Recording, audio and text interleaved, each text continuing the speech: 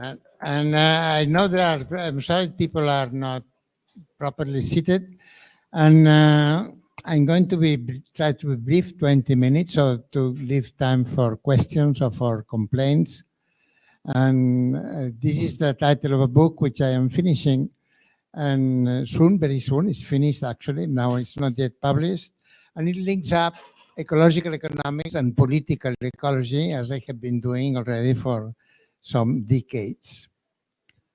And so, but it all comes, for me at least, to Joseph Kuregen in the 70s and early 80s. I met him in person in Barcelona for a few days in 79.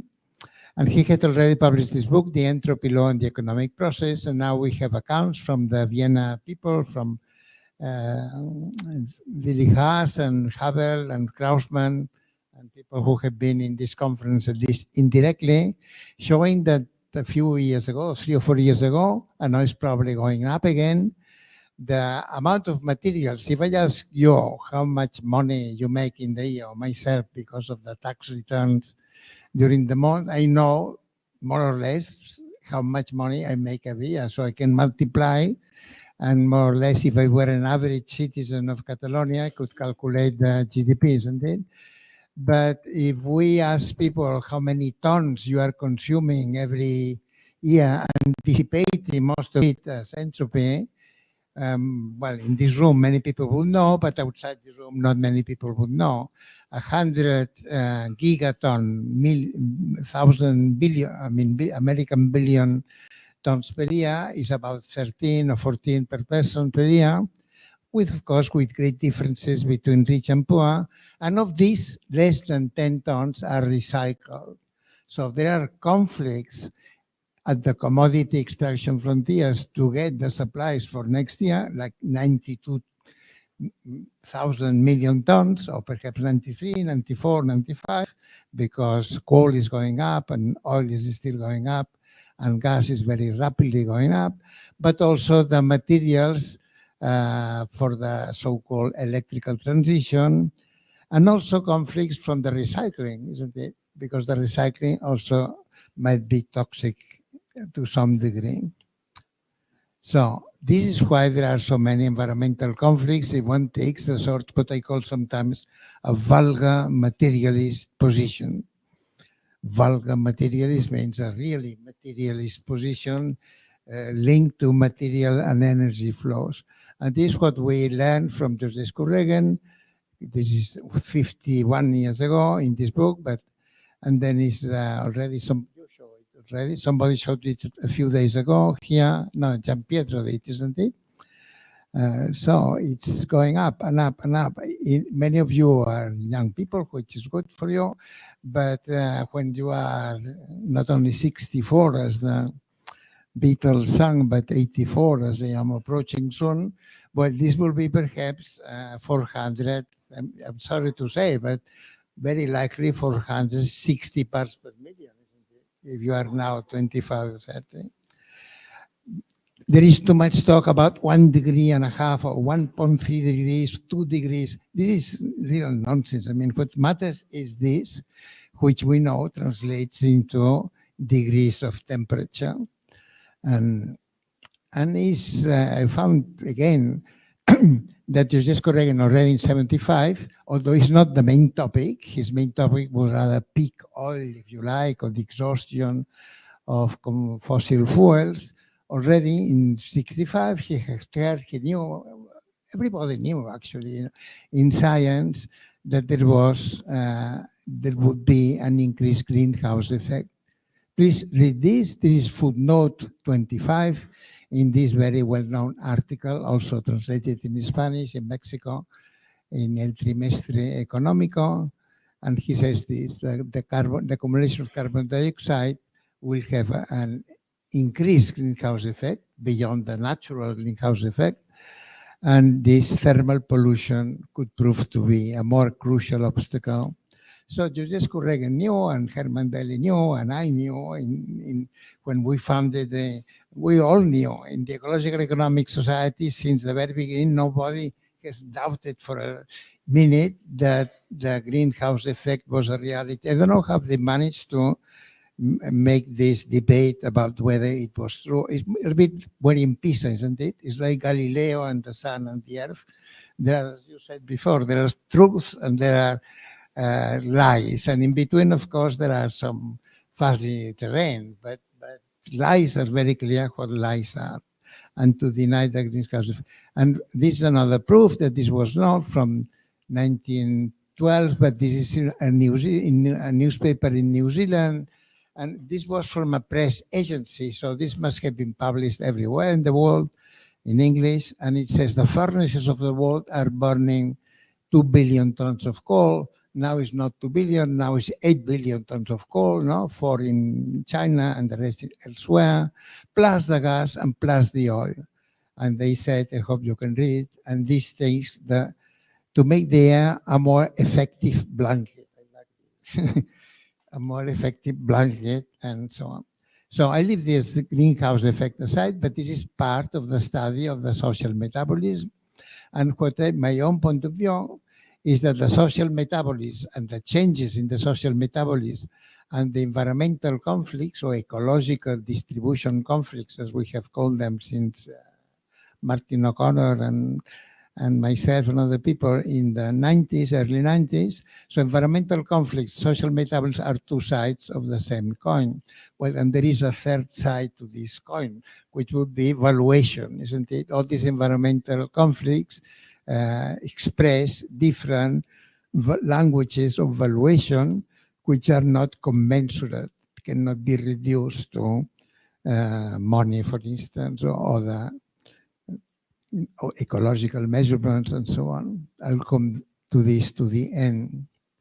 So the atlas that we have been, because inspired by all these debates in the 90s and on political ecology and with some European money, we started in 2011 to collect environmental conflicts around the world. And this has grown to this map of conflicts, and the colors are coded according whether they are biodiversity conflicts or biomass, fossil fuels, 10 main categories. The yellow are nuclear and so on. And now many books are going to come out of this and many articles are coming out. There is already a book on Peru published in Spanish. And I am also writing a book just in case the map disappears suddenly. So at least the book would remain. I don't think it will be disappear, but it's all, this is not an archive, as a historian would know, on paper in some dusty place. This is in the web, and it will remain in the web, which to me is still something of a mystery how this works. But so each case is about 5-6 pages of explanation and some coded variables, and these are all ecological distribution conflicts. As you see, the South is well represented. The empty places is because there are less people, in fact, or we have less information. And in my book, there will be about a sample of a sample, because there are many more than 3,700 conflicts in the world in the last 30 years, and my book will have 500. And this is the table of contents of the book, which I am about to finish. And there are the first 15 or 14 chapters. Well, they mix geographical, for instance, Odisha in India, which I know, South India, which I more or less know, China, which I don't know very well, Taiwan, and so on, Japan, with transversal chapters on issues like anti-nuclear movement or biodiversity conservation, and so on. And so it continues the book like this.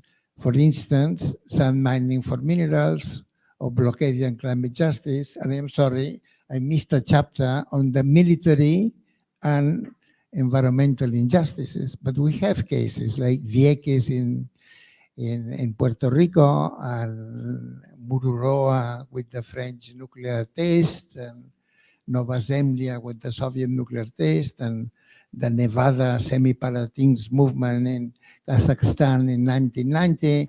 So the military and the environmental movement, they know each other for a long time, isn't it? And linked very much to the peace movement. But there is no chapter on this, the next book. And then working class environmentalists, agrarian justice that we have seen here so often.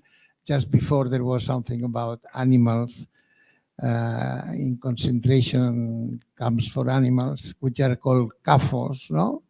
Concentrated animal feeding operations. And we have like 6 or 7 of these in the Atlas and so on. This will be the book, which is a book with the title Land, Water, Air and Freedom, because I am an old pro-peasant kind of militant, and Land and Freedom, which came from Russia, from the Russian Narodnik, came from the populists, and was used in Eastern Europe, and Georgescu was a member of the Peasant Party, but of course came to Spain, and the anarchists adopted it, which is, I also sympathize with them, and it went to Mexico, and Zapata had this Zapata, which was fighting against land grabbing and water grabbing by the big sugar mills in Morelos, also use, of course, Tierra y Libertad, isn't it? In fact, there is a very good film by Ken Loach on the Spanish Civil War on the Republican side, called also Tierra y Libertad, using the anarchist slogan.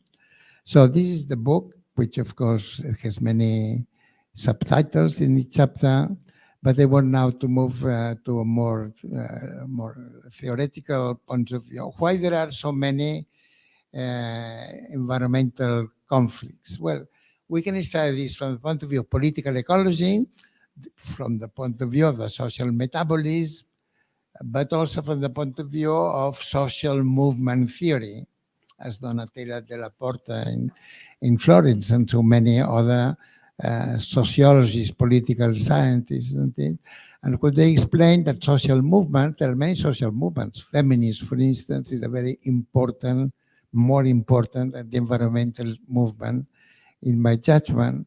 So they have grievances and they have claims, and there are events and episodes, the killing of Berta Cáceres, the killing of Chico Mendes, no? The killing of Ken Saro-Wiwa in Nigeria in 1995 by the Shell company and the Nigerian military, because of oil, actually. And Berta Cáceres because of a dam, a small dam. And Chico Mendes because of deforestation in Amazonia. All this has material causes, ecological causes, plus many other factors intervening. So first you have the movements, and then you have the names for the movements, isn't it? Or perhaps you have even organizations, but first you have the movements. And this is what happens with the environmental movement of the people, which is what we are talking about here, not the WWF or Nature Conservancy and all these old gentlemen or ladies who go around the world preaching a kind of top-down biodiversity conservation, sometimes militarized. Now, we're talking about what the common people of different kinds of common people do to defend the environment, because they are defending their own livelihoods and their own future and their own resources. So social movements are not political parties. They are not single-issued. They might start a single issue, but then they know other things. I'll give some examples. But my model is a book I read very recently by Lucy Delap from Cambridge, a historian, called Feminism, A Global History. And she manages to put all this in only 300 pages, which I am unable to do with environmentalists, because my book will have too many pages. And but it's an important, well, it's my last, I think, book in a way. I can do this, I think, because we have so much material in the others. It's a pity not to put it in a form of a big book and other books that will come. So these are some references, but also why feminists? Because feminists, if you come to Italy or to Argentina, to anywhere in the world, and you say you come to the airport or whatever you come, and you ask who is the feminist leader in Italy, that is a silly question, isn't it? There is not one woman who is there is no Politburo, there is no central committee. But they have grievances, they have claims, and they complain in different ways, which I don't know exactly, but I can suspect more or less what they are, isn't it? For instance, in the States now, abortion rights is again an issue, isn't it?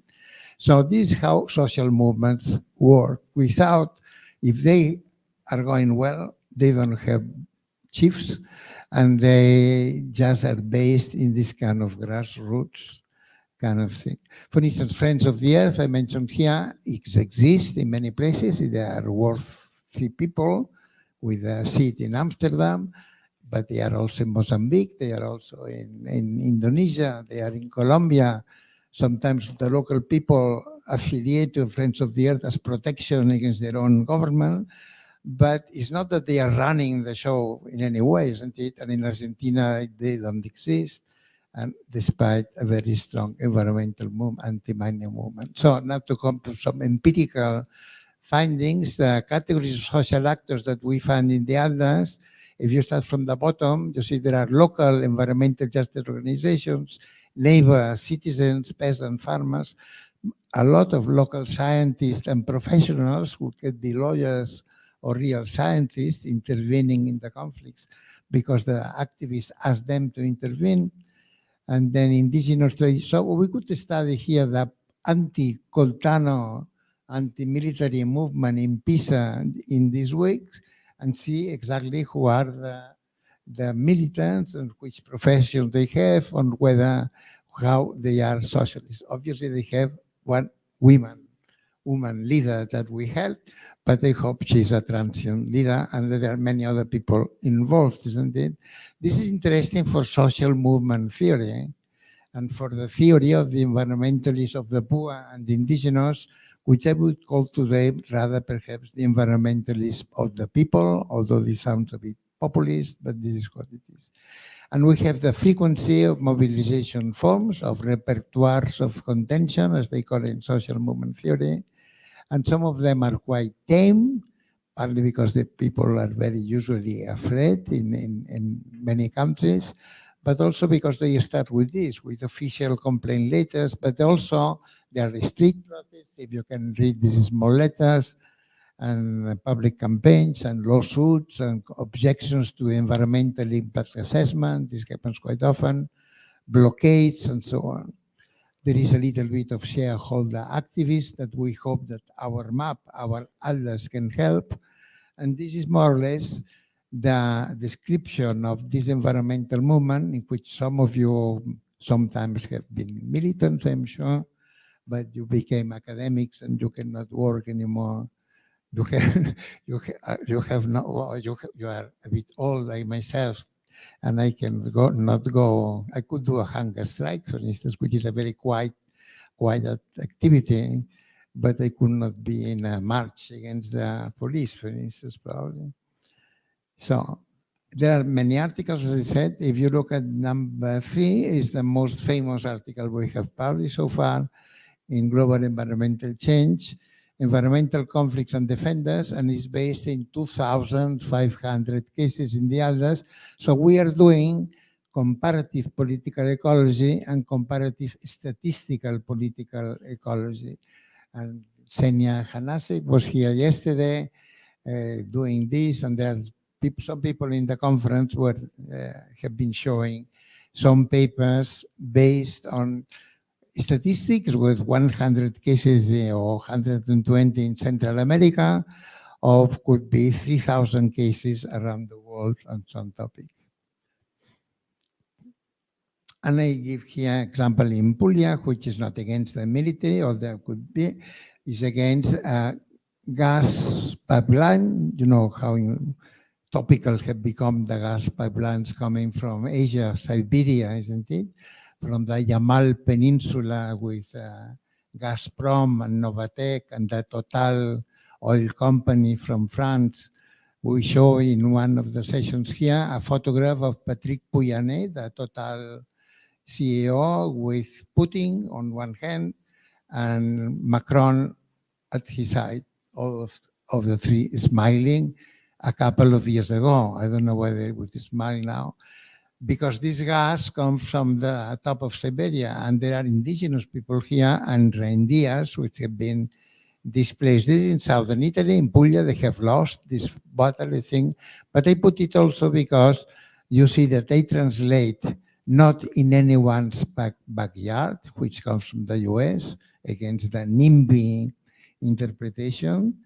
Many years ago, already in the 80s, in the US, they said, it's not NIMBY, it's not in anyone's backyard, or perhaps it's nope, not on planet Earth, isn't it?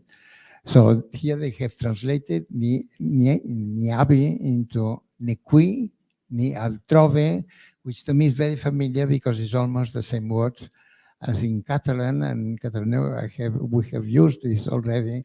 So these movements know, or this is the hypothesis, know what is going on around the world.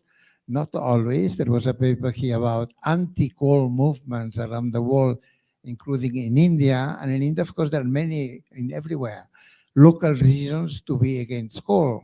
If it is a coal-fired power plant because of the pollution and the particles and so on. If it is a mine because they destroy the land, isn't it? So there are local reasons, and there are anti-coal movements from 100, 150 years ago, local movements. But now often they connect with the anti-climate change movements, more or less, depending where. We have another work being done on China. China is 4 billion tons of coal every year. And of course, there are conflicts. If the metabolism is like this, the conflicts will exist. And they are very subdued because in China it's a bit difficult to do street marches and so on, but they exist. And well, it's interesting to see what is the motivation. It's a mixture of local motivation and perhaps also a global motivation. All this is based on the metabolism, but the metabolism is expressed in commodities. And there was about 100 years ago in Italy a science which was called merceologia. No? Merceologia was the Italian translation, because merce in Italian is commodity, of the German, if I pronounce it rightly, Warenkunde, no? The science of Waren. And if you go to Wikipedia, it recently explains in the 18th century, the science of Warenkunde was invented. Now we call this industrial ecology, isn't it? Industrial ecology with niobium and all the, somebody was yesterday that the whole periodic table is now coming into the economy, gallium, iridium. This is the industrial ecology, copper, nickel, coal, gas, and so on. So all these commodities are in the economy, and they are in the others because of this. When there must be some Italian economist in the audience, and they probably read Produzione di Merce per mezzo di Merce, Production of Commodities by Means of Commodities by Piero Zaffa, which is my own generation, although Zaffa, of course, was older and a friend of Gramsci, but he lived in Cambridge in the UK, and he wrote this thin book called, which was a kind of Ricardian neo-Marxist book, saying the prices depend on the distribution, to put it shortly. If the workers get more money, the prices will change and so on, from the supply side in a way.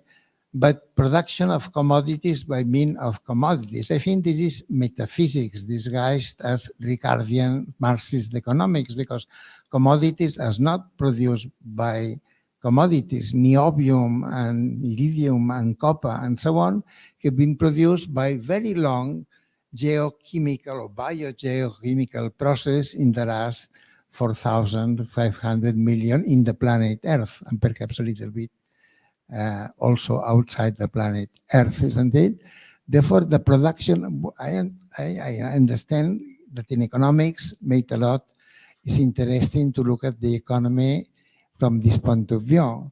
We also, even the word production is wrong, isn't it? We are not producing anything, we are dissipating energy and desiccating materials. And in this conference, I've heard some people, well, I was one of these people a few years ago, talking about accumulation of capital or accumulation by dispossession from David Harvey. And the part of dispossession, right. There is a lot of dispossession going on of people who complain because of the mining and so on, and the Total company and so on go there. But the accumulation, if we think of accumulation, in the morning there was an economist talking about how long does the capital last in our economies, and he said some last the capital, the physical capital, and this is depreciated, isn't it, in economics, and like your computers, isn't it? They're depreciated in the accountancy of the university in 4 or 5 years. So capital is depreciated or disappears or goes into rust or disappears. So accumulation of capital, I think, is a misnomer. And if we look at all these commodities as they are, with all the chemistry inside and the physics, and there are many other commodities, of course, these are the ones most frequent in the Atlas. And the most frequent companies are these, which are also protagonists of these conflicts. The table is cut into two.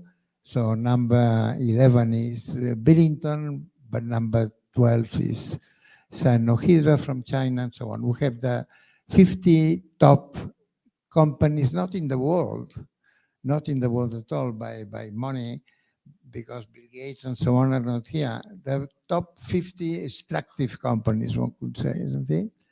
And in the others, I don't see this in reality, isn't it? And how you measure it will be another thing. But in the others, we have this. And we have now starting to do a kind of business, ecological economics, with the Total company, with a Vale company, with Impregilo Salini here from Italy, that changed the name recently.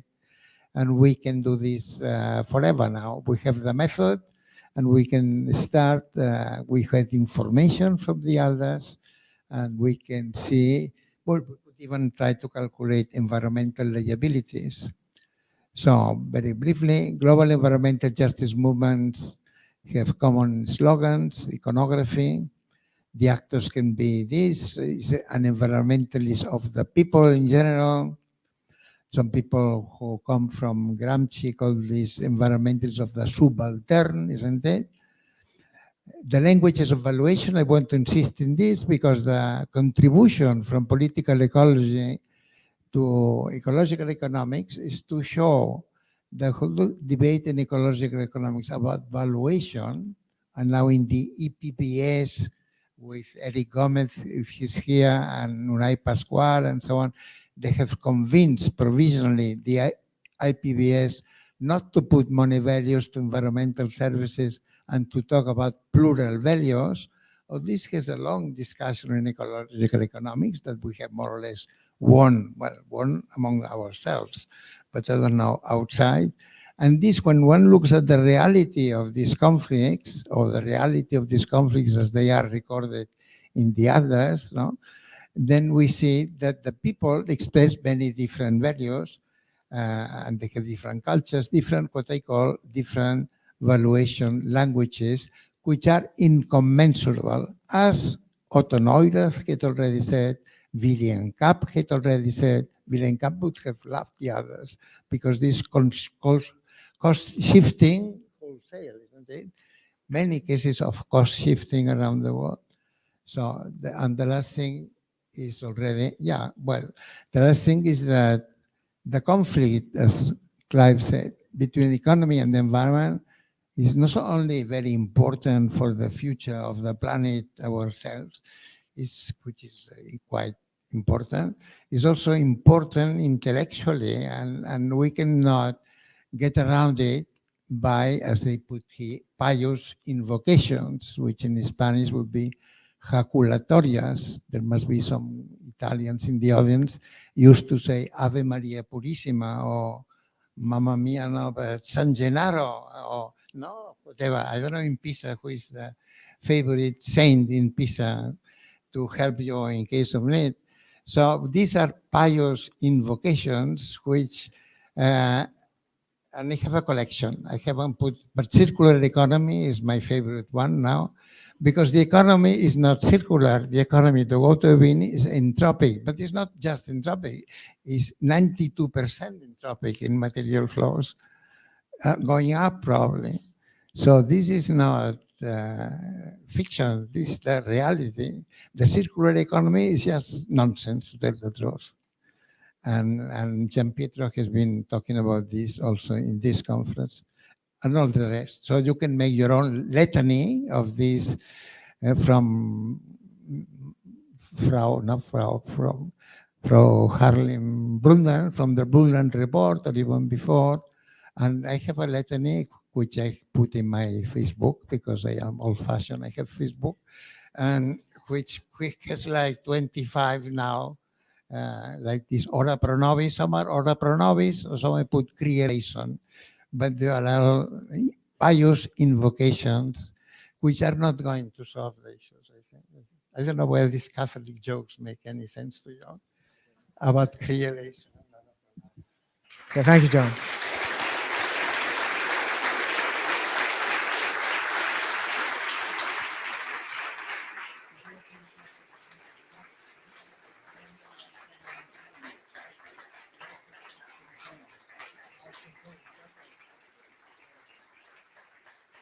Okay, so we have some 10 minutes maybe for questions and answers, or as Joanne said, or complaints, if you have any. Yeah, at the very back there, Kate. Yeah. Okay, the rules of this conference is that you write on the cardboard as in all other sessions that has been done in so far. So please write your question on the card, and then we will hand them to Joanne, and Joanne will answer. So this is the rule that we have adopted along all the conference. Maybe in some session note. So please write them.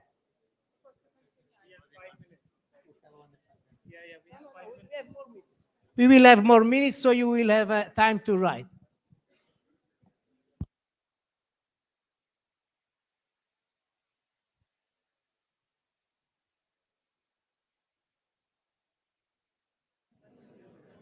Okay, I think this is going to take too long, quite honestly.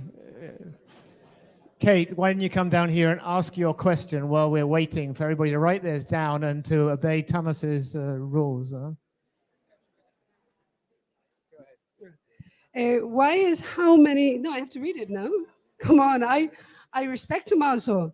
Why is how many boys and who not a methods issue for ecological economics? Yeah, Tommaso will read it. No, John has to read it. Joanne, read. So we will collect the cards and we'll give to Joanne, please.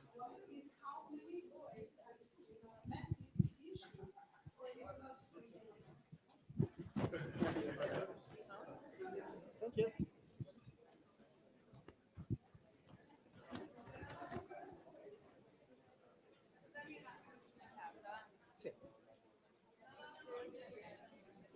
Ce ne sono un sacco di domande, non c'è bisogno che perché no, ma per tanti anni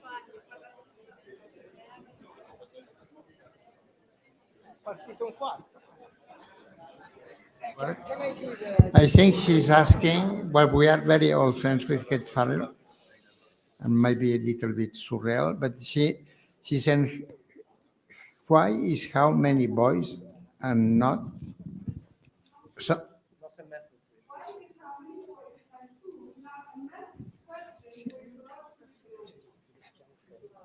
You refer that we are all men here?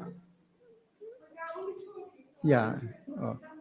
Now, I expect a few months ago, I got this Balsam Prize. This comes before canonization, more or less. And I went to Rome to get the prize from the president of the Italian Republic and other people. And this was in the Accademia degli Lincei, for Italians they would know. Galileo was there also, apparently. And they gave the prize. And then they said, bring somebody from their family. So I brought a granddaughter from me who lives in London and who is quite sharp, being in the family. And she was there and she was phoning her mother in English and said, they are all there are like old white men, about 100 years old, and more or less, so she's been trained to think that way. And this is true, but we are not 100 years old. Well, maybe together we are, yeah.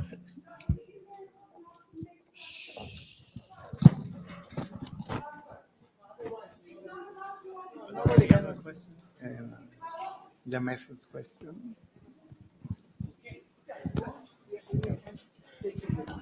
So I don't know if Tommaso's system is working or not. No, because everything is recorded. So if one person speak from the floor without mic, it won't be recorded. So I'm bringing. I can repeat it, and Yeah. then it will be recorded.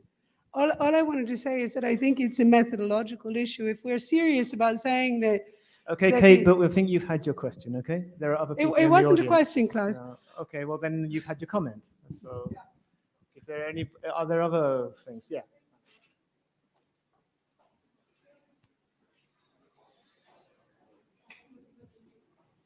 Okay, thanks. So this question is, can you explain about your accumulation statement? Yes, that's a good question. Go for it. Also. Go for it. I'll look at this. Well, the question, because we cannot get through all the questions, but can you explain your accumulation question? This is a serious question. I don't want to be frivolous or make jokes about this. But accumulation, as used by Rosa Luxemburg, isn't it? Who was killed by some other socialists in 1819. So he paid for her life for her ideas. And John Robinson wrote about accumulation, and Marx, of course, started so, and David Harvey. So I'm not joking about this. I say that these visions by economists that you can accumulate profits, financial profits, or profits that you can put in housing, or buy something, the property of other people, and to some extent, putting them in machines that will produce more products, isn't it? Or cotton plantations worked by slaves or whatever. This is true, that happens to some extent. But to think that in the world, in the capitalist world, we have been accumulating capital without deducting anything that has been dissipated, I think is very bad accountancy. And also the capital, a factory in Manchester with coal, the machine had been produced with steel or whatever, so coming from the earth. But the coal was not accumulated, was taken from the earth and dissipated immediately. And the lives of the slaves that produced the cotton were treated as what we would call a non-renewable resource, to put it in those terms, isn't it? So that's why I object. We don't know. There is a mixture of production, real production, like photosynthesis, and real accumulation, but a lot of dissipation that we are not counting properly. This is really ecological economics, basic ecological economics. So I don't know why people in ecological economics, some people, well, I don't complain at all. I know that they know why they are doing it. But I think that we should emphasize much more that our explanation or the dynamics of capitalism cannot be like this, or socialists for that matter. Yeah. Okay, there's a couple which have similar kind of themes, which is about the limits of your analysis, John. So environmental adjustment movements, the person says it sounds very leftist and progressive, but basically what they're asking is, what about the populist movements? I think they're thinking of the right wing, and that if you empower populist movements, then you can also get a backlash. There are related questions which are about what are the limits of Marxist analysis in terms of the conflicts, which might also relate to the same kind of issue, and also how do these conflicts, what are the potentials for success amongst these social movements, and how can they be successful? Well, I have been on the question of the backlash and so on. I'm not going to. I think that many of these movements, for instance, there is even an acronym called LFFU movements, meaning Leave Fossil Fuels Underground Movements, like the Yasuni attempt in Ecuador, but also Post-Nimo Base in Nigeria, who invented this slogan, leave oil in the soil, and then some people added, leave coal in the hole, and so on. And these movements exist around the world, and they exist more and more, and they are empowered by the issue of climate change, I think, because we're making a contribution against climate change. And we can calculate, actually, I think we should. I have an article in Local Environment recently with a very rough estimate of how much carbon has been prevented, carbon dioxide has been prevented. For instance, the Dakota pipeline that was stopped, and I think the Keystone pipeline also has been stopped by Biden, but not by Biden, by some indigenous people who had the idea, isn't it? And in Canada, all this is a contribution against emissions of CO2. And well, yeah, it must be, I mean, I am not worried about the backlash, perhaps I should be. I am not worried about the fact that the environmental movement has to grow, and we should study it and see what place it takes inside the whole panoply of measures. For instance, I am not against the Paris Agreement, assuming they would comply with it. I am against it because they discuss and they say no liability for the rich people, isn't it? I am against this. I think there is a big liability, but I am in favor of many measures. But one of the enemies of climate change is this grassroots movement against fossil fuels, which exists for reasons. So that's one thing. The other thing is about Marx and class and so on. Well, all this in me comes, for instance, Pellegrini, who was here, once he interviewed me and he asked me, can you do a class analysis of these environmentalists of the poor? And I said, no idea. I mean, why should I do a class analysis? I mean, but then I thought it was a very good question. And then I remember my friend Jim O'Connor in the first issue of Capitalist Nation Socialism in 1989, and he was a Marxist who had written this other book quite famous about the public debt and taxes and so on, the fiscal crisis of the state in the 70s, that he got it totally right, the growth of Reagan. Anyway, Jim O'Connor said that capitalism has a second contradiction. It's not only, so to speak, overproduction and lack of demand because of the exploited workers, to simplify. There is a second contradiction, which is that capitalism is undermining, he said, the conditions of production. And from the beginning, already in 1990, I thought it's not the conditions of production, it's the conditions of livelihood, of life, isn't it? Well, I am still on this question. I'm interested in this question. So my book discusses this. What is in Marxism, and also have excuse to talk about Marxists, because the Communist Party of China, every time they meet, they said, we are Marxists. It's very strange in a way.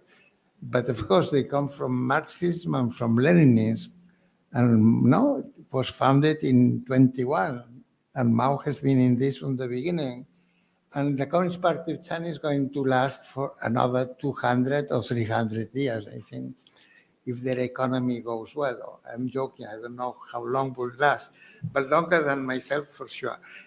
And then if they are Marxists, well, they should read my book and the second contradiction and see how they can mix Marx with all this. But this, I don't know whether it's a good argument. I am against, on the other hand, of Foster and all this thing of the metabolic rift, because what they show at the beginning, that of 100 billion tons entering the economy, only less than 10 are recycled.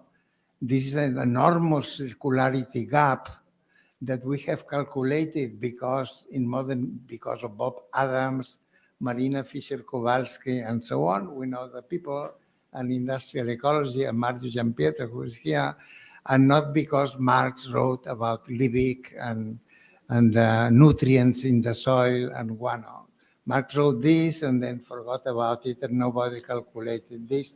And Liebig was an eco-modernist. Liebig was a good scientist, of course. Justus von Liebig, but he was an eco-modernist. He thought that with fertilizers in the factories, one could stop the metabolic rift. So the metabolic rift, one has to, well, this kind of archaeology of ideas is always interesting, but has nothing to do with what is happening now, isn't it, with industrial economy. Okay. I think we're at the end of the session now. Oh, you want to keep going? Okay, fine. We'll keep going. What's this? So this one says, the problem with finance is that currently there is no fund, only flows. How can we change conditions to have a fund, something, this object in finance? We should come back to fixed exchange rate. We have a regulated... Yeah, too many things. Yeah, too much. It's a thesis, I think it's somebody's PhD thesis. No. Right. This one finances is not the topic yet. Could be the topic, but my topic was social metabolism in tons and joules, as one article by Helmut Havel and Marina Fischer-Kowalski. You have not read these things because you come from economics, for instance. Maybe some people forget what you have learned and read about tons and joules, and then criticize this if you wish. And then I then said, which is my own contribution with other people, that from the social metabolism and the metabolic rift or the enormous circularity gap, this helps to explain why we are not we, but I mean, industry, corporate go continuously to the commodity extraction frontiers, whether it is in the Arctic, whether it's in the Amazonia. And even if we, instead of 100 million barrels of oil, as today we're taking, 100 million barrels that we are taking, we would take half of it. Well, this half would not be the old one, would be a new 50 million, isn't it? From where? From somewhere around the world, not from Pisa, but from somewhere around the world. So the frontiers, and the planet is not growing, so the frontiers of extraction, and these frontiers are inhabited by other species, or by pastoralists, or by indigenous people who are being massacred, and who complain quite often, isn't it? And this, the hope of humanity, is these complaints by these people. It's not finances, yeah. What is this? What can solve EE? I think whether social ecological economics can save ecological economics. Yeah. I think that what I do, although we never talk about this, is social ecological or economics or political ecological economics. Yeah. This is what I do, political ecological economics. Bringing together the metabolism, the conflicts, and then the valuation issue, the multi-criteria evaluation, in the sense that people who complain, well, this is empirically so. People complain, for instance, the people in Pisa who complain against the military, they must, yeah. Well, we could interview them. I mean, is the landscape they're worried about? Is the peace situation and so on? So any environmental group complaining will probably exhibit different, plural, incommensurate values. And what happens quite often, for instance, let's assume that there's going to be a dam built. The people say, this is indigenous territory. The landscape is marvelous. We live from the river. We respect the fish. And they say, nothing, we'll do it anyway. When they have killed 4 or 5 people there, and they say, do you want compensation for externalities? Well, what would you do? They say, let's get some money and get out of here and move somewhere else. I am exaggerating a little bit, but this is what happens. But the people have values which is not monetary values are acquired with Western civilization, which, as Gandhi said, Western civilization would be a very good idea. Western civilization, meaning is not very civilized. Yes. Do you want to do this one? No. You had enough. It's okay. Yeah, to what extent, this is really a very good question. To what extent is weapons of the weak, or for the same author, this is Jimmy Scott, Weapons of the Weak, or The Art of Not Being Governed, which is another of his books on Southeast Asia, isn't it? Connect with all this. It connects 102%. Because, yeah, well, even in person, because we are good old friends, and all of the things I am saying well come from the study of peasant movements and so on, and from the populism of Eastern Europe, from the Narodnik, which were killed. If not, they would still be here. So because these movements not always triumph, isn't it? So the Narodnik, well, this is another question. There was a session in the conference about the history of economic thought and the Austrian roots in social metabolism, Papalinkios that you mentioned, but also in Eastern Europe, in Bulgaria, somebody called Sagorov, and in Russia, and so on. And some of them already were counting in energy units. I am talking about the late 19th century and so on. So for peasant economics, to look at reality in terms of energy and so on is something. This is how I came into this. When I was very young, I did a course on the economics of food consumption, which consisted in calculating a diet with protein and calories at minimum cost. And it was eating peanut butter, and I don't remember what else. But so I was an economist who knew about calories when I was already 22, 23 years old. This is really exceptional because economists are, I said this very often, are metaphysical.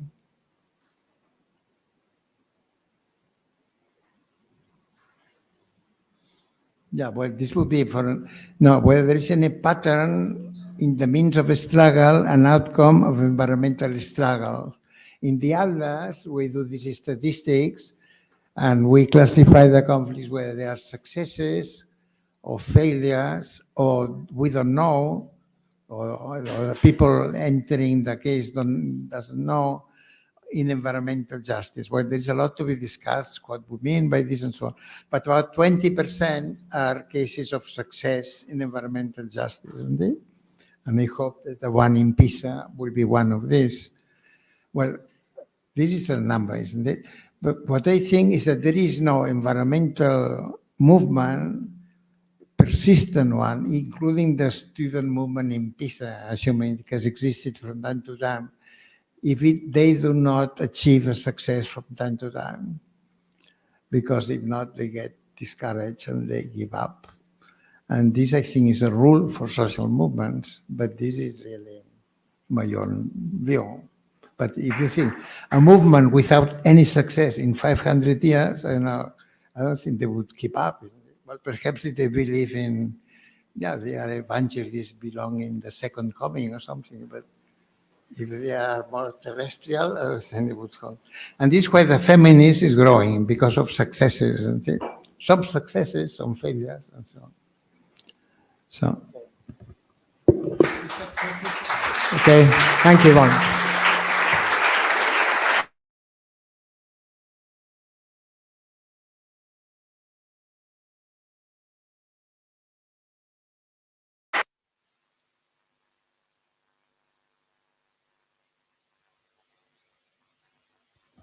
So I think we hand over to the next session. Dan, are you chairing? Yeah.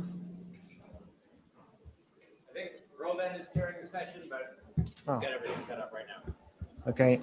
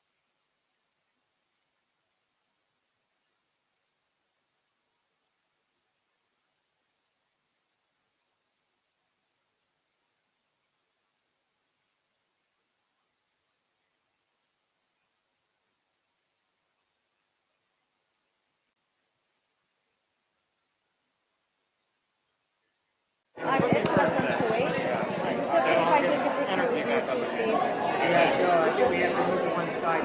Right.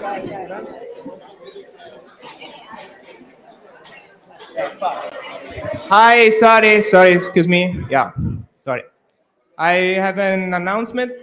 Just I want to recall you that just after the end of the conference, who is interested, there are the games for sustainability in Leopolda, just in the same place of the lunches. So you are all welcome to go there. It is open to all the citizens, and I also want to thank all the volunteers and the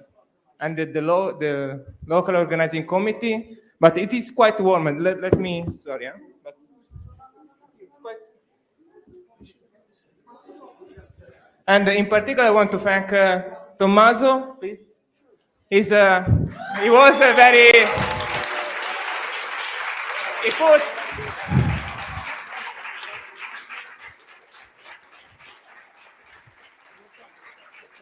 no, one second. He put a great effort in organizing this conference. It was quite such a big effort, and I think that you are the most truly ecological economist that I've never met, because you spent such a great effort in increasing the entropy by sending a lot of emails. So. Yeah.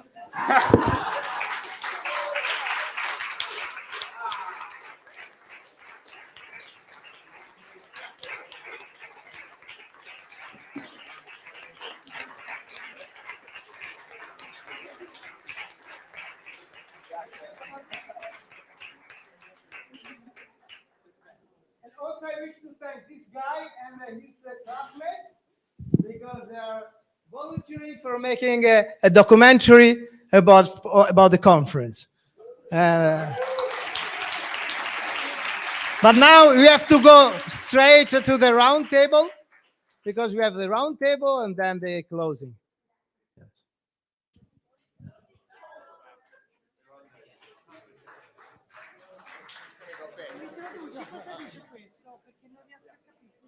So, have a seat. You can sit here. L'avete messe voi? We have slides. We have.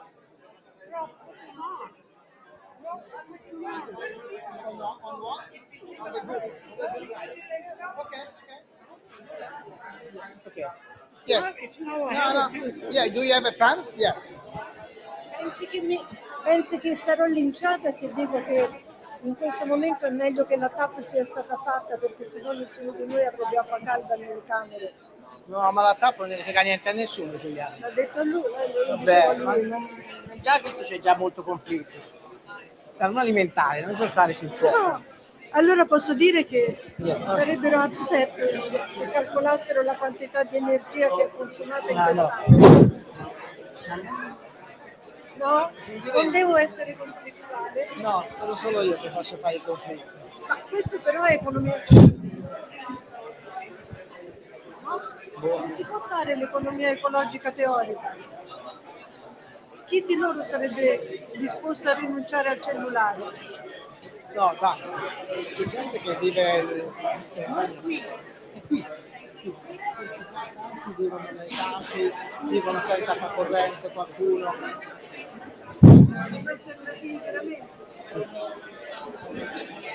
So the session will start, the round table will start.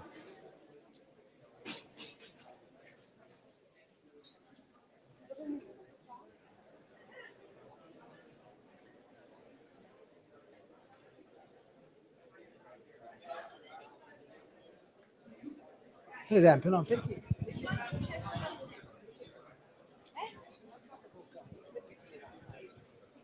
Clay che ha parlato male del nucleare. Non ho sentito.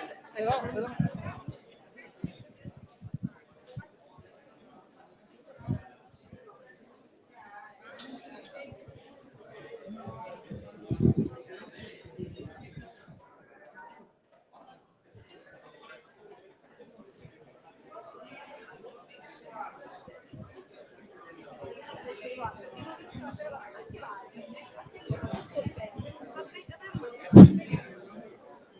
L'acustica è pessima. Giovanna, la voce bassa. Please speak close to the microphone. Ma non c'è Joan sulla discussione. Non so, infatti glielo devo dire a Gio.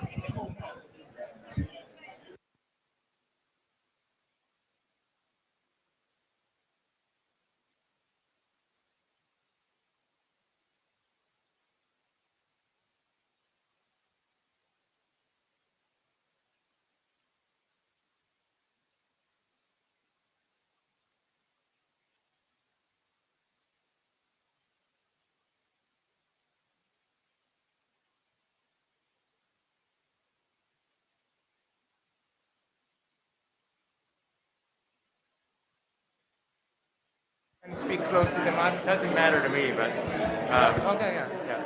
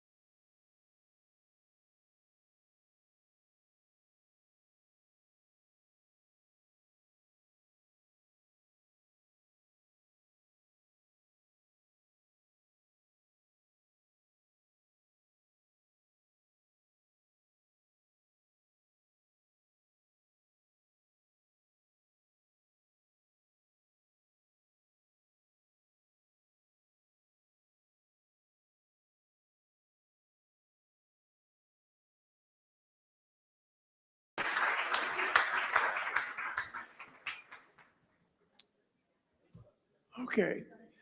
Well, welcome, everybody. This work is a combination of myself and Ralph Hall, who is my co-author on the book that we wrote on sustainable development. And we really addressed ourselves to the question, to what extent is an ecological economics approach on the one hand and pursuit of the sustainable development goals on the other helpful? And as you'll see, our answer is it's helpful, but it's not enough. So we wrote a book in 2018 called Technology, Globalization, and Sustainable Development, in which we argued it's not just the economy and environment that has to be considered for sustainable development. You have to consider employment and earning capacity. Now, many people will generate a triangle, and as the third foot of the triangle, they put social. We don't have social as a separate issue. Society and societal concerns are a part of all three legs of the triangle. So what's really very important, and more important now than ever before, is employment opportunities with sufficient purchasing power. So it's technology and globalization are the things that drive both the corners of the triangle and the relationship between the triangles. So technology on the one hand, and then on the other hand, globalization and the world economic system. We need to consider work and earning capacity within a selected growth agenda, as critical components of an industrial or industrializing economy. Why do we have to do that? Because the drivers of development, globalization, and rapid technological change shorten the response time for policy, restrict national policy options, and possibly exacerbate distributional inequality and ecological damage. And our concern is with inequality. There are two different ways in which the system, if you want to call it a system, addresses the issue of the industrial state. One is a cost-benefit approach. Utilitarianism, the greatest good for the greatest number of people, and people argue, the economists have argued, well, they're losers, but the winners can compensate the losers, but they never do, of course. And then there's the John Rawls approach in his theory of justice, where he argues no move of a society should be allowed unless the least advantaged are made relatively better off. If you don't improve people at the bottom, you're not allowed to make that move. And this is a powerful, different paradigm than utilitarian analysis, which runs the best of the world. Now, many people have definitions of sustainable development. We argue, and you look at the yellow writing, it provides an adequate, safe, and fair distribution of goods and services so that people have the essential goods. A good environment, of course, fair working conditions, fair and meaningful employment, and adequate and fair purchasing power. Now, those three things have been so absent from many of the discussions these last 3 days. It's embarrassing how you can talk about global climate change and not even mention the effects of employment. If you leave employment out, you leave out a very important feature of sustainable development. So, you know, when the textbook was written in 2018, and we're going to have to write a new version. First of all, there was no Russian invasion of Ukraine. There was no major global energy or food supply crisis. There was no global pandemic. If I stop there, I mean, you have to understand that whatever you would write in 2018 has to be dramatically changed. Now, there are modest changes in the nature of work or employment, but now those modest changes are becoming very significant. And there is limited political dystopia favoring more autocracy and threatening democracy through the world, not only from Russia, but from Hungary. And not only from Hungary, but from the voting dynamics of the United States. It isn't at all clear that democracy will survive. So there is really a big, and then of course, a key vehicle for distorting the agenda is the role of misinformation or disinformation. The platform industry is responsible for not only ensuring the freedom of speech, but the freedom of reach. There's a magnification of the platform industry that not only promotes things like steal the election, but also lies about how the whole system works. So you cannot continue to have a system which has these major defects. So the underlying question today are the Sustainable Development Goals, or for that matter, however you view ecological economics, sufficient to address the challenges we face? And the answer is they're not enough. Now, the forces that have shaped up to now, aside from those new forces, income inequality, is technological change. And even MIT, that stands for promoting artificial intelligence, has Semoglu and Autor as people who say, be careful, be very careful, because this artificial intelligence isn't all it's cracked up to be. The demand for skilled and educated workers and the shift in the type of skills that are demanded has been changing for a long time. Trade liberalization, where we do not include the externalities of the effects on the environment or labor. Shifts in the mixture of lower paid service. At one time we had a Gaussian distribution of employment. It is split into two, the highly paid workers and those at the bottom. The middle has disappeared. This great decoupling has occurred. So, also the supply side shifts, complicated by immigration, which is a major issue. Neither the United States nor Europe has adopted an immigration policy. And then finally, the return, yes, the return of labor unions. Even people who work for Amazon and Microsoft are thinking about unionization. This was off the charts before. So these are changes which we dealt with in a paper addressing inequality.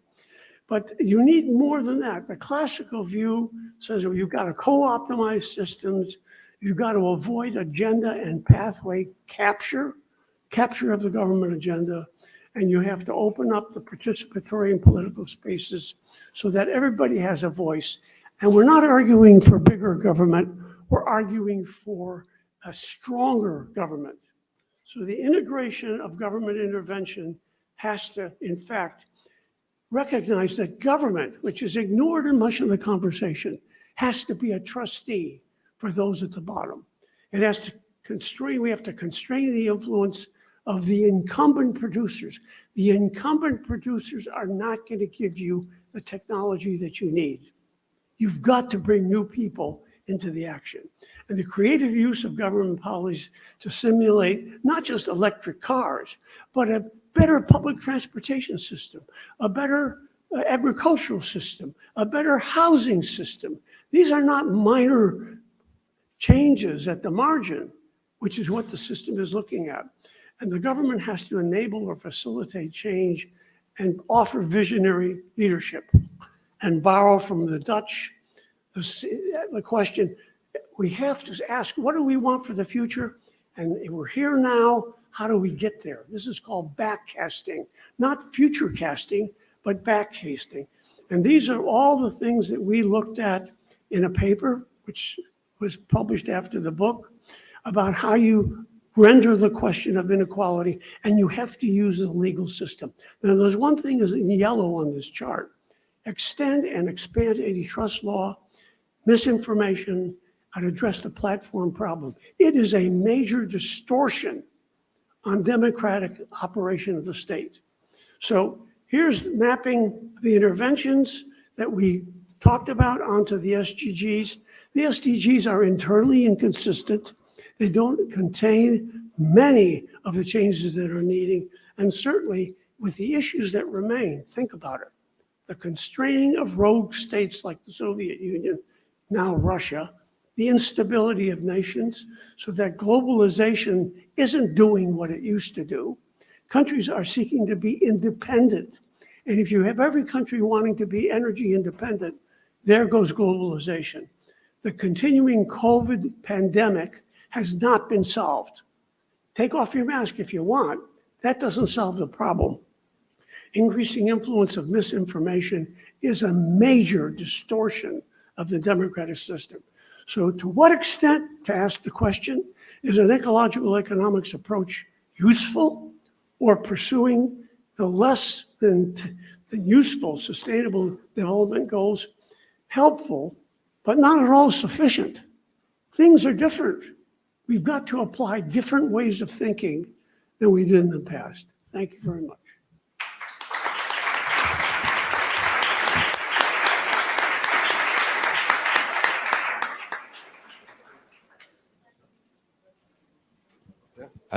Thank you very much, Nicholas, can you help me with the COSO? Thank you very much, Nicholas, for this overarching vision about the past and the future. That's a very nice connection between what happened in the last 50 years and the next 3 years also. So now we are going to have, is COSO? You?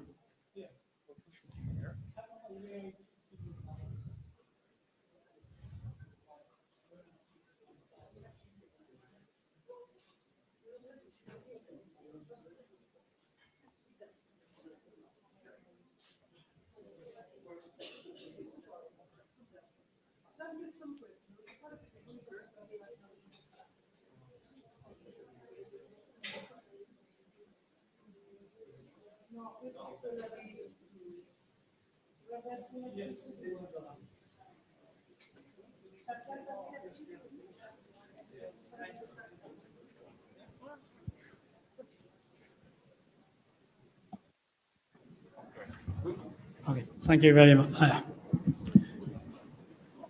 Okay, let's start. This year happened to be 30 years after the Rio Earth Conference and 50 years after Stockholm Conference, 51-year-old after publication of Entropy Law and the Economic Process by Joseph Gresham, and 96 years after the publication of Wealth, Virtual Wealth, and Debt by Sodi. And close friend of mine, Hideo Shingu, Japanese energy analyst, once told me, Nitin Desai, how to pronounce? He wanted to make a proposal, responsible development rather than sustainable development. But because of his duty, he was, in a sense, politically forced to put more contradictory words, sustainable development. In the same year, 1992, Joseph Gresham sent me the fax and stigmatized the idea of sustainable development called snake oil. And 50 or 70 years before the Rio Earth Summit, as you know, he proposed a minimum bioeconomic program consisting of 8 proposals. And what I'm going to make a proposal here is really similar to the one almost 90 years ago proposed by Keynes. Especially, above all, let finance be primarily national. This is the thing I'm going to make a proposal here.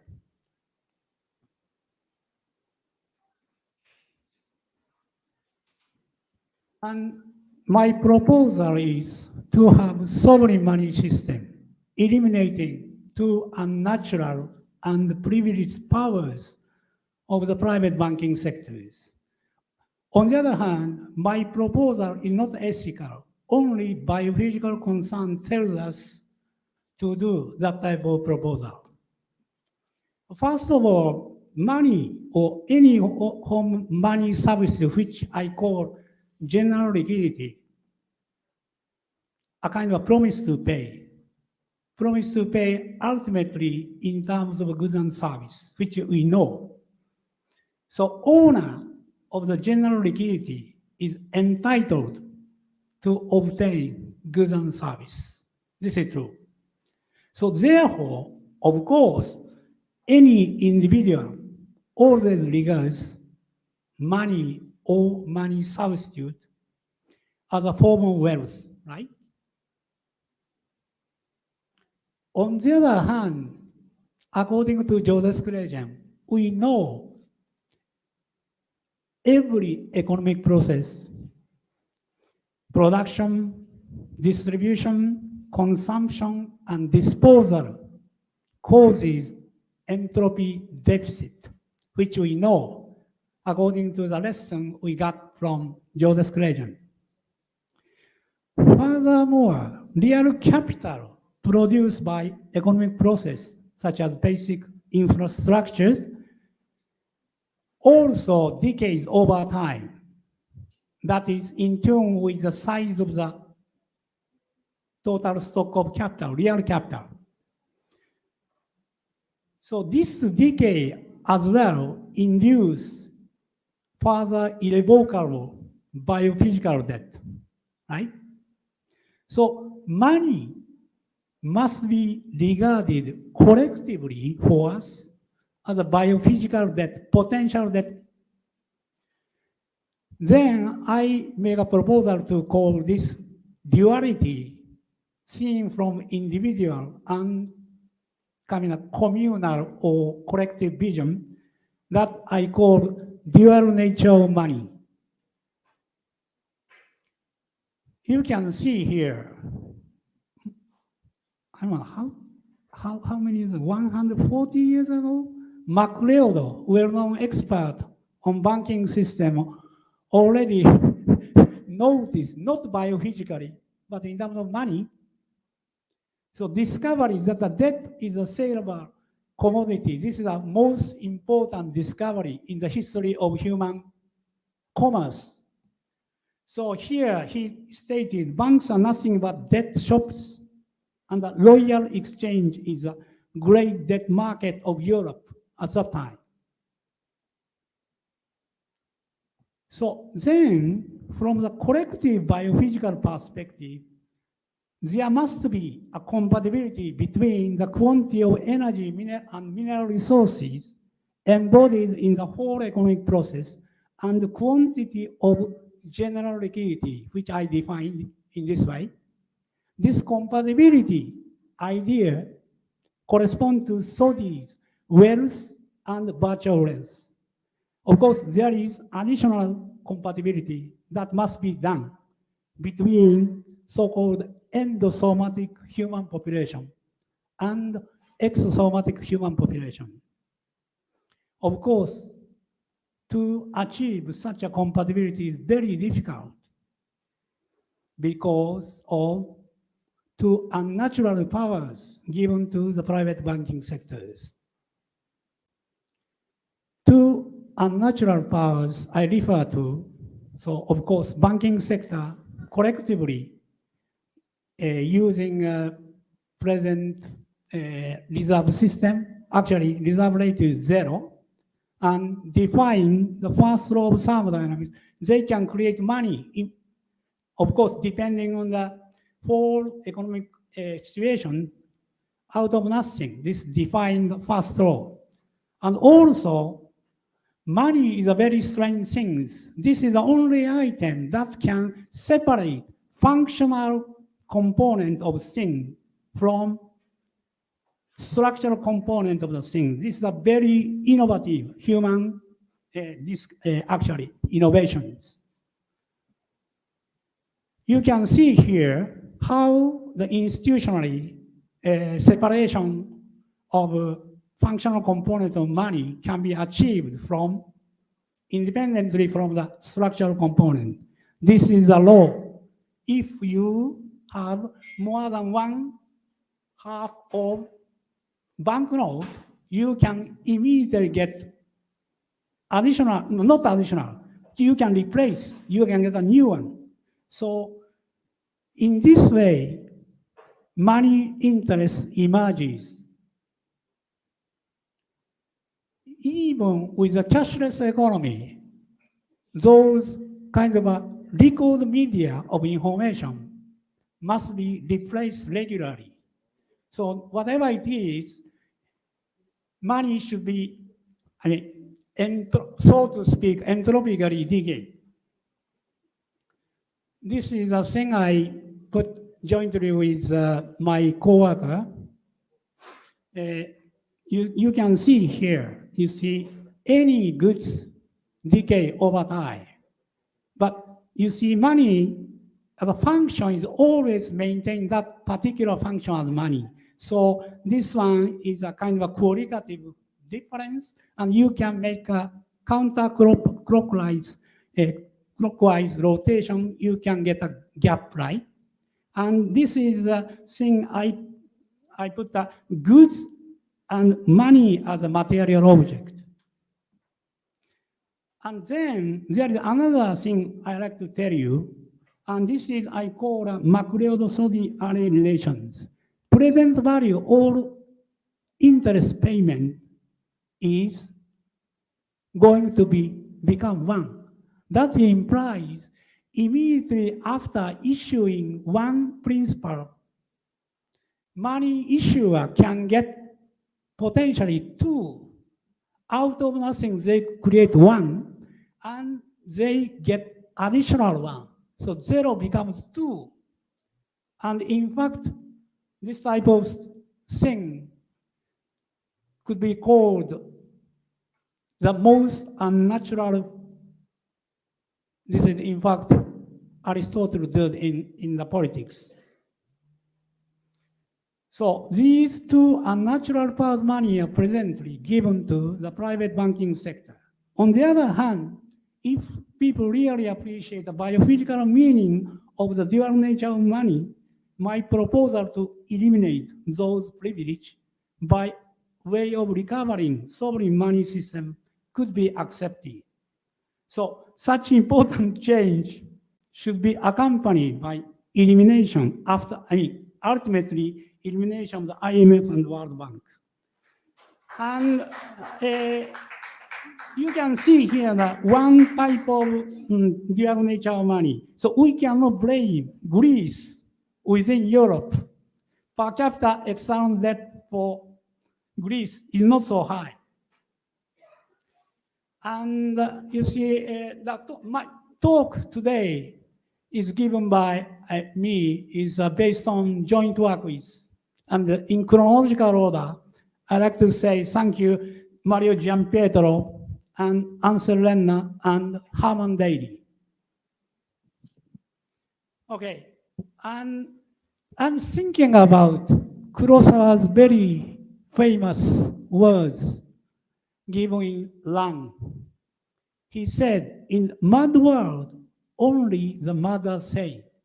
So Kurosawa's insight forces us to look at ourselves embedded in society and to reconsider our framework. In particularly, what I'm going to refer is banking sectors. So we must ask ourselves whether or not we are mad or sane. Okay, at the final stage, I'm going to say something about the Buddhist tradition here. This word, ware, tada, taruo siru. This 4 Chinese characters inscribed in the stone just in front of the Ryoanji temple in Kyoto. That means, I am just content with what we have. So we should refrain from too much irrelevant monetary wealth, and that is against the 2 laws of thermodynamics. Thank you very much.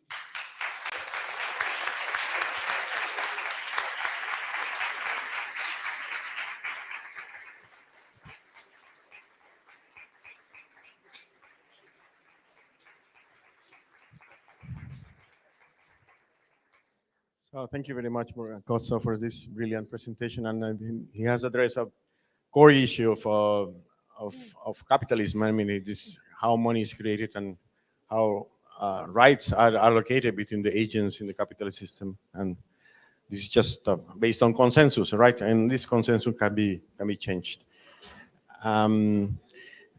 And also quite relevant for the emergence of the cryptocurrencies and the environmental consequences of the Bitcoins and other cryptocurrencies. So, and then, sorry. So now I will give the floor to Dan, and I hope you can understand him. Please, Dan, you can proceed. Thanks a lot. Thanks, Roland. How can people hear me? Can you hear me at the back? Is that okay? Okay, everyone can hear me. That's good. So, 50 years ago, the authors of Limits to Growth created a system dynamics model known as World 3. This model was designed to explore the interaction of a number of important variables at the global scale. And you can see some of them here. They included population, food per capita, non-renewable resources, persistent pollution, industrial output, and services per capita. Now, the model was parameterized over the period from 1900 to 1970, and they ran it out to the year 2100. However, the authors were quite quick to point out that their graphs were not exact predictions of the value of the variables in any particular year, but indications of the system's behavioral tendencies only. Now, in the standard run of the model, which assumes the continuation of historical trends, the inevitable result is overshoot and collapse. In this scenario, collapse is driven by the relationship between the stock of industrial capital and the stock of non-renewable natural resources. As the stock of industrial capital grows, it consumes a larger and larger share of the resource flow until resource depletion eventually leads to the collapse of the industrial base and then everything that depends upon it. Since we are celebrating the 50th year of the 50th anniversary of the Limits to Growth, I thought it might be interesting to compare the results of the original 1972 model to the historical record. And I've done this by building on the work of previous authors like Turner, Pasqualino, Harrington, and carried out an analysis which is part of a wider project with other ecological economists reflecting on the limits to growth. Now, the results aren't published yet, but since the European Society for Ecological Economics is the best economic society, I thought I would share some of these results with you. And I've also included a couple of them in the latest ESEE newsletter, which you got in the conference pack. So here we go. The 6 panels up here show 6 of the different variables from Limits to Growth. So you can see them there. We've got population, food per capita, persistent pollution, and so on. Now, within each of these, I've shown 4 different scenarios from the original 1972 Limits to Growth. And I was particularly interested to go back to the original book. There have been updates done since then, but they changed the scenarios a bit, so I was really curious to see what the original scenarios showed. So you can see the original scenarios there as the various different blue lines, and I have then compared those to 50 years of actual data, which is the red lines. So if humanity were exactly tracking the standard run, then collapse would already be underway. Peak industrial output would have occurred more than a decade, or almost a decade ago, in the year 2013.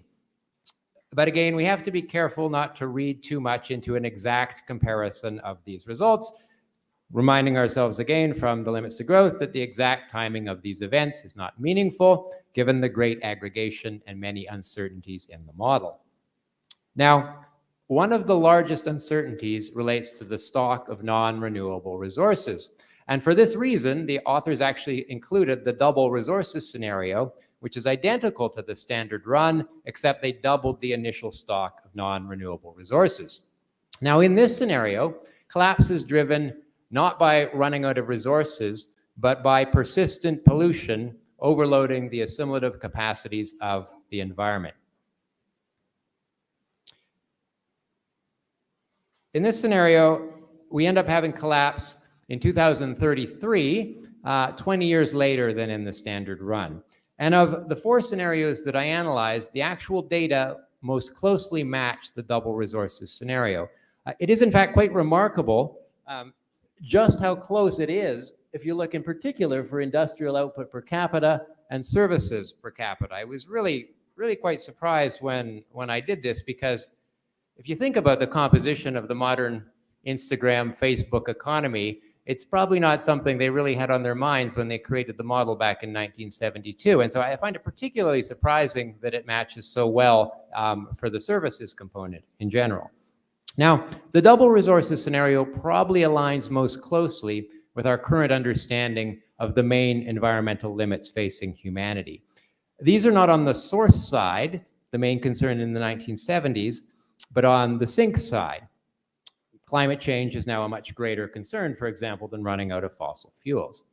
And the authors certainly had pollutants like CO2 in mind when they made the model. It was actually one of the indicators they used to parameterize the model. But other more recent environmental problems like plastic pollution, which I've also included over here, you can say have grown much more quickly than the pollution variable within the model. So their variable fits somewhere in between CO2 emissions and persistent plastic pollution.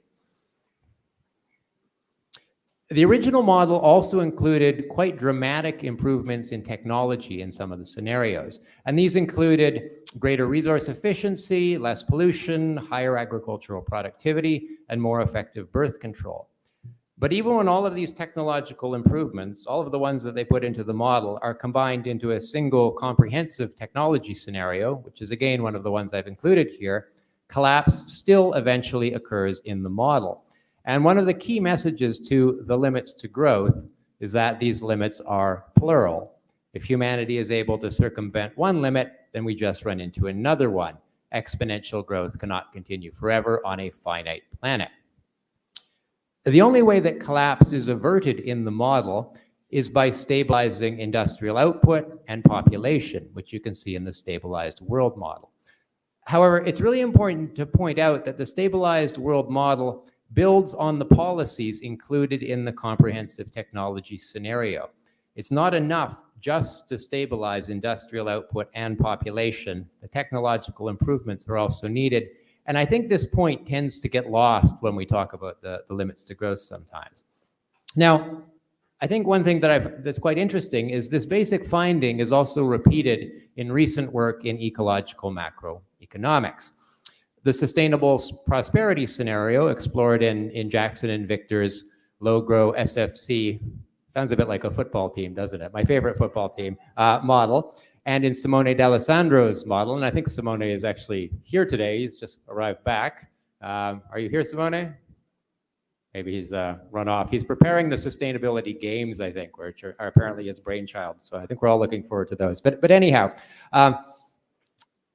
what we see in these scenarios, in the degrowth scenario and the sustainable prosperity scenario, is quite similar, that we need both these technological improvements, but then we also need a limitation ultimately in industrial output in order to achieve a stabilized world scenario. Now, ecological macroeconomics is arguably the successor to the limits to growth, and system dynamics forms the basis of many of the new models, but they've also been expanded considerably to describe national economies rather than just a global aggregate, and to include economic and financial variables that were missing from limits to growth. And you can see some of them here that I've put up, like the unemployment rate, annual working hours, and so on.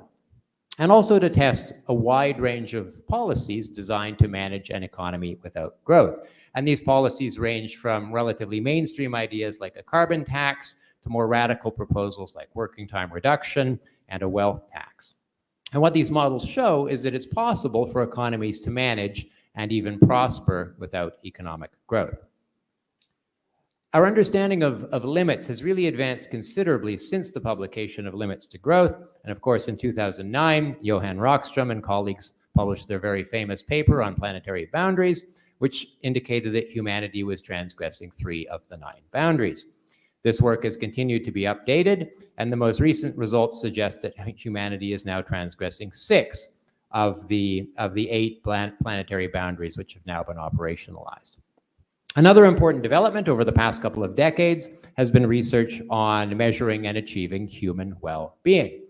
The critique of growth is not just about biophysical limits. It's also about the idea that GDP is a poor measure of progress, and that beyond a certain point, additional money does not buy additional happiness. This is, of course, a point that wealthy nations like the UK, the US, and Italy have long since passed. Ecological economists have contributed a lot in this area by developing alternative measures like the Genuine Progress Indicator, measures of subjective well-being, and also measures of basic needs. The donut of social and planetary boundaries, developed by Kate Rayworth, is a good example of a basic needs approach. It visualizes sustainability in terms of a donut-shaped space in which resource use is high enough to meet people's basic needs, but not so high that it crashes through the ecological ceiling. In my own work, I've tried to measure how different national economies are doing on this particular framework, and you can see the latest results here from a study led by my colleague Andrew Fanning. Now, on the x-axis, it shows how many biophysical boundaries that each country has transgressed. We don't want to transgress the biophysical boundaries. While on the y-axis, it shows how many of the social thresholds we have achieved. The points in this particular graph are sized according to per capita GDP, just so you get a bit of a feel for that. Where we want to be, of course, is in the top left-hand corner, where no country currently is. Or another way of thinking about this is that there is no country at the moment which is living within the donut. And a historical analysis that we did showed that there's been no country that's been living within the donut for at least the last 30 years. That's as far back as we could go with the data.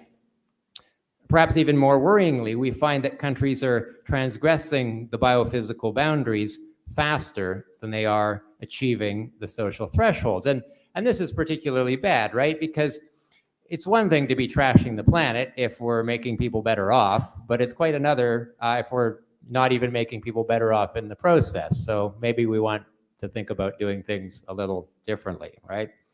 Well, the good news is that we have a much better understanding now than we did 50 years ago of the policies needed to achieve a sustainable economy without growth. In fact, I keep telling people about this, and so I'll tell you about it. The Zoe Institute has compiled a policy ideas database for a post-growth economy, and this is a tremendous resource. I really encourage you to have a look at it. It contains 230 policy instruments that are organized into 7 policy areas and also linked to the goals of the donut. So we certainly have the policy ideas that we need. We really just need to put them into practice. The original limits to growth issued a dire warning on the predicament of mankind. Some 50 years later, the data suggests that we still have not heeded this warning. We are still tracking a scenario that ultimately ends in collapse. Given its continued relevance, I thought I would end with a passage from the original report written in 1972. If there is cause for deep concern, then there is also cause for hope. Deliberately limiting growth would be difficult, but not impossible. The way to proceed is clear, and the necessary steps, although they are new ones for human society, are well within human capabilities. Mankind has all that is physically necessary to create a totally new form of human society, one that would be built to last for generations. The two missing ingredients are a realistic long-term goal that can guide mankind to the equilibrium of society and the human will to achieve that goal. Without such a goal and a commitment to it, short-term concerns will generate the exponential growth that drives the world system towards the limits of the Earth and ultimate collapse. The message of limits to growth remains as relevant today as it was 50 years ago, but we cannot afford to wait another 50 years to act on this message. Thank you.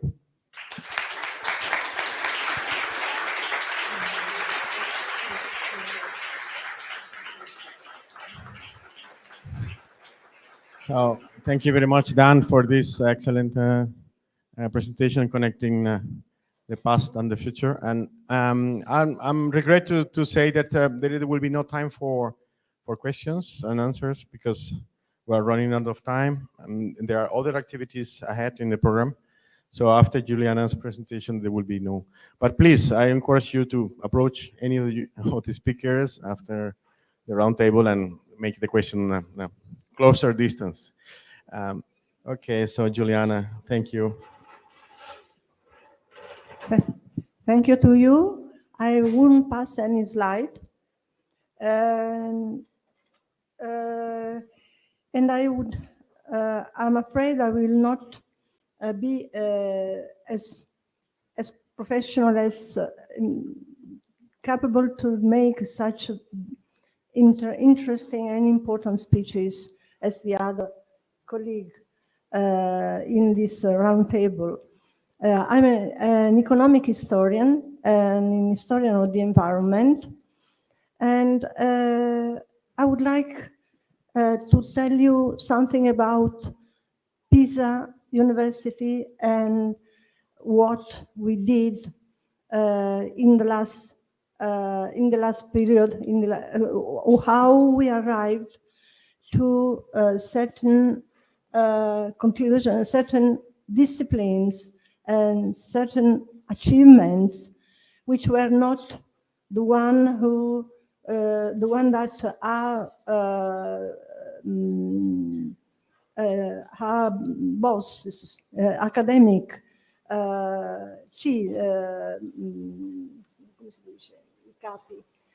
our academic important people had before us. In fact, I underline phrases that I heard, how difficult is promoting innovation in society. And I can tell you that it is how difficult, it is also difficult to promote innovation in academia, in the academic world. And there are many young people here, and it is up to them that I will say, it is to them that I will say, don't be prisoner, don't get caught in your own thoughts. I mean, there mustn't be a unique thought, not even yours. You must be very ready to change your opinion if reality doesn't fit with what you think. It's not, if this happens, it's not that the reality is wrong, it's your thought that is wrong. And it is not a banal phrase, because I've seen many times some colleague saying, well, this model doesn't explain, so I must change some variable. But it is not to change a variable, it's to change the understanding of a problem that must be considered. I make some example of what I said until now. I studied history at the University of Pisa while attending in the same time the Scuola Normale Superiore, which is a school of excellence. And at that time, there were only two categories of history in the faculty and at the school: medieval history and modern history, not even contemporary history, that came later on. Both modern and medieval history had a political approach. It means that political ideas and political events were the only ones which were considered. Even when people thought about economics and society, it was economic ideas and social ideas. The only consideration was for people who had thought something about these items. And there was at that time, I don't know if Martinez Allier is still here. Okay, there was at that time, you may remember, a very big discussion about sharecropping and the sharecropping system. Just imagine that after the Second World War, sharecropping contract interested more than 80% of the arable land in central Italy, from the Tyrrhenian to the Adriatic Sea. Okay, all the belt, the central belt of Italy was under sharecropping system. And due to the political struggles of sharecroppers before and after the Second World War, sharecropping was considered mostly, and in the academic world as well, as a sort of heritage of medieval times, very, very lacking of any form of improvement, etc. And on the other hand, there were people defending the contract. I decided to go and see the cards to better understand what was going on with this. And the cards were, in a literary sense, the firm's account, the firm accounts, in which documents in which everyday life in the poderi and in the farms were considered. Productions, prices, family members, number of family members, markets, all sorts of animal growing, etc.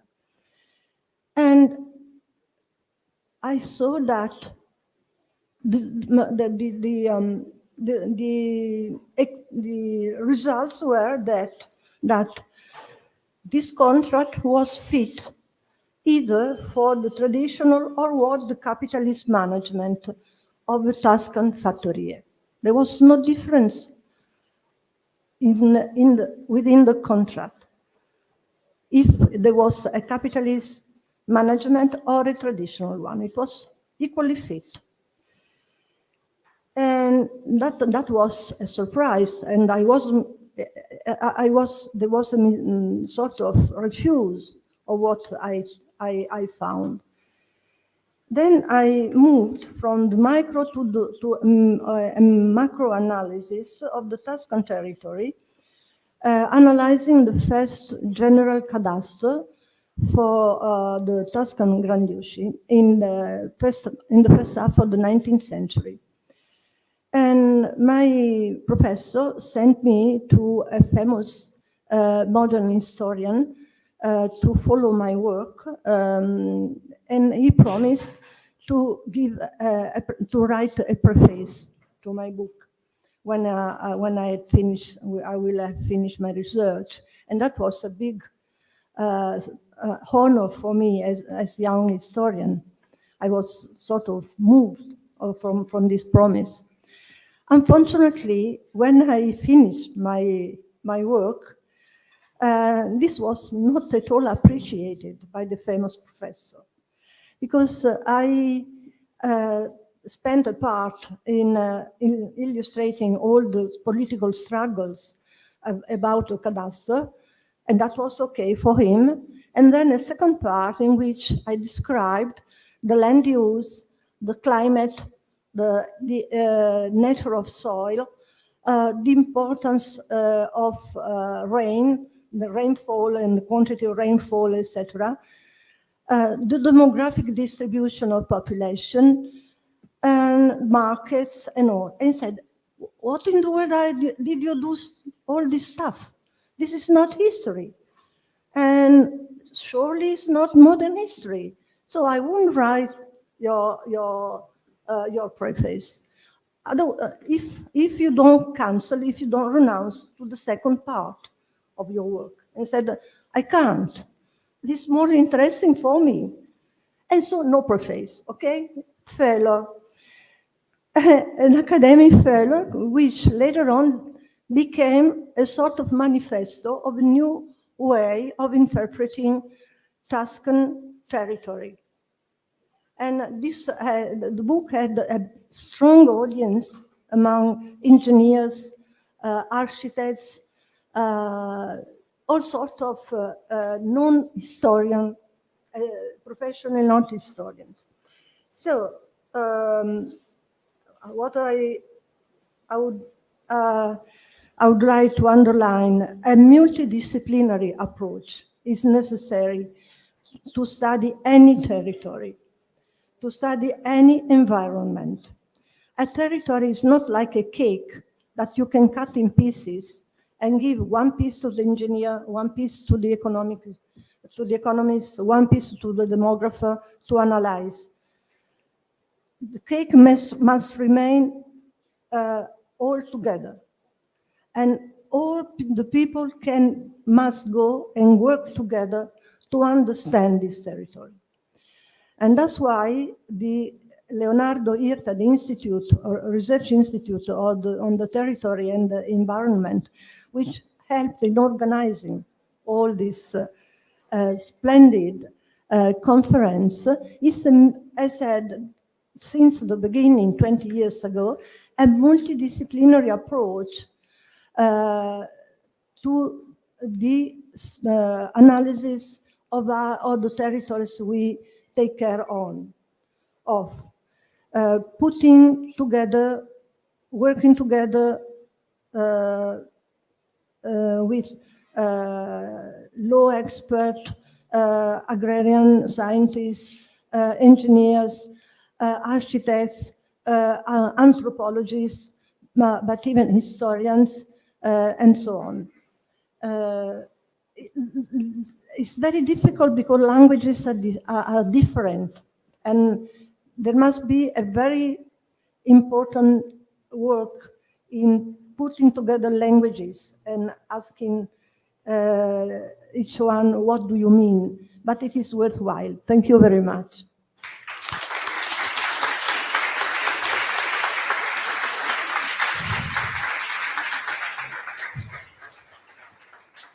So thank you very much, Juliana, for this wonderful story.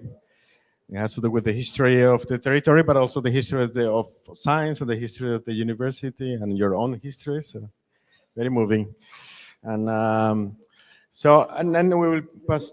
The delegate for sustainability of the University of Pisa will briefly introduce himself. Antonella, you can and then we will give the student prize, and then that will be over. Okay. And we will make the ceremony to the student prize. Yeah, unfortunately, also the conditioner was regulated at the minimum. Now I turn it on. I turn it on. Okay. And then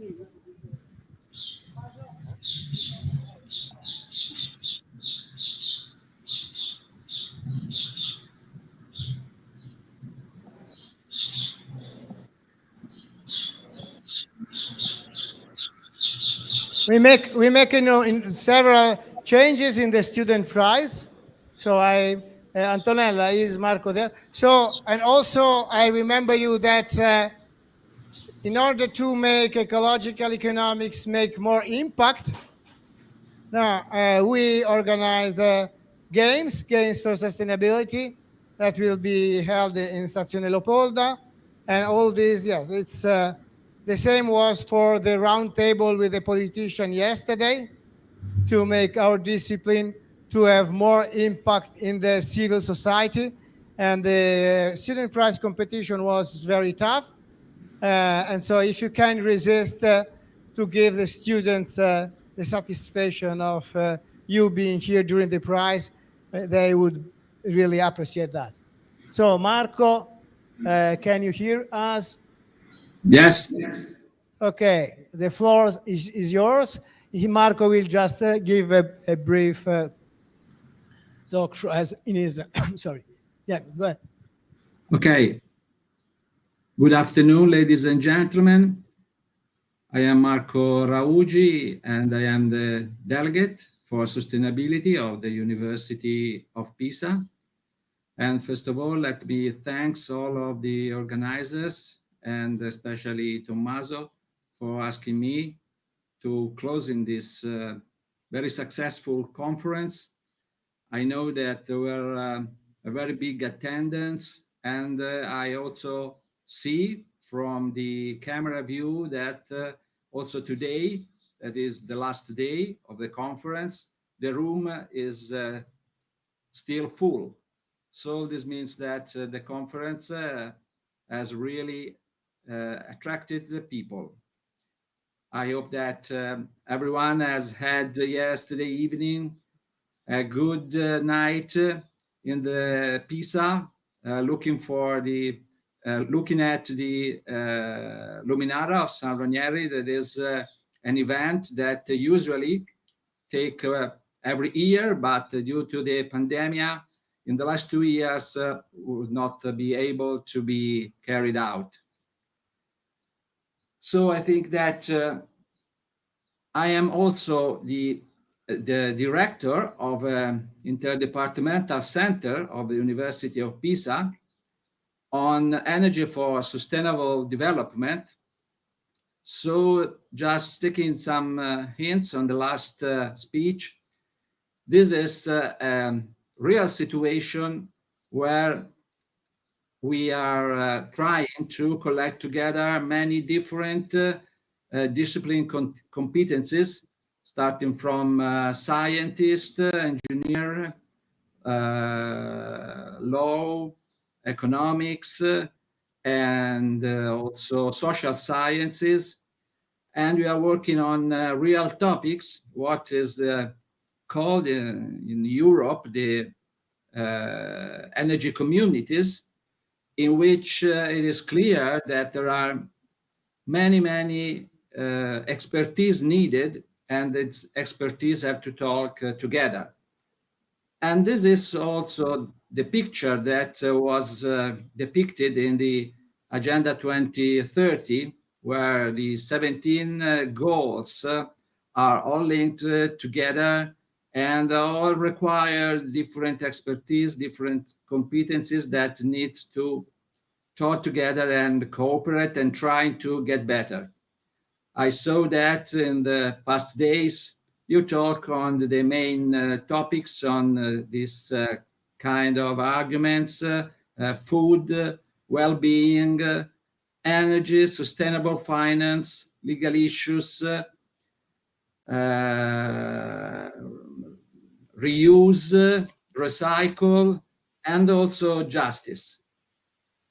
So I think that this is a picture that was pointed out in 215 and try to find a way to define clearly where we want to go in the framework of the ONU, of the Nation Agency.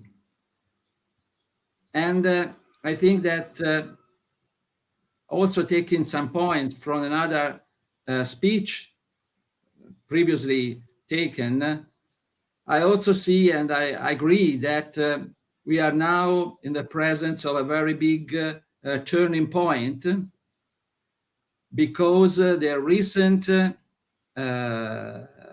evidence of the last years, from the pandemic to the invasion of Ukraine, and some minutes ago, Vladimir Putin said that the world dominated by the American is finished.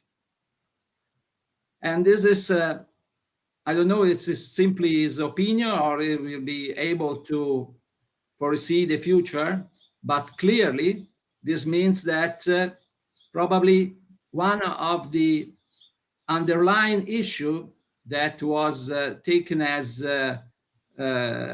just given for the future, and is the harmony and cooperation of nations in the framework of United Nations, and globalization must be taken as for sure. And this will bring the next times very challenging, because many things probably will have to change, and we are now at the beginning, at the dawn probably of a new era. And many of the theories that probably has been written in the last years probably will have to be completely rewritten or rephrased. I don't know what will be the future, so I'm only trying to underline that we are now at the point where the world is going to change rapidly and probably in a not clear now way, a not clear manner. And the transition that we are used to call or ecological, environmental, or green, or in many ways has been named, must be surely, firstly, a transition of our mind, a transition of our habits, and this will be very challenging if we want to take the geopolitical or political situation of the Western countries stable. Thank you very much for your speech.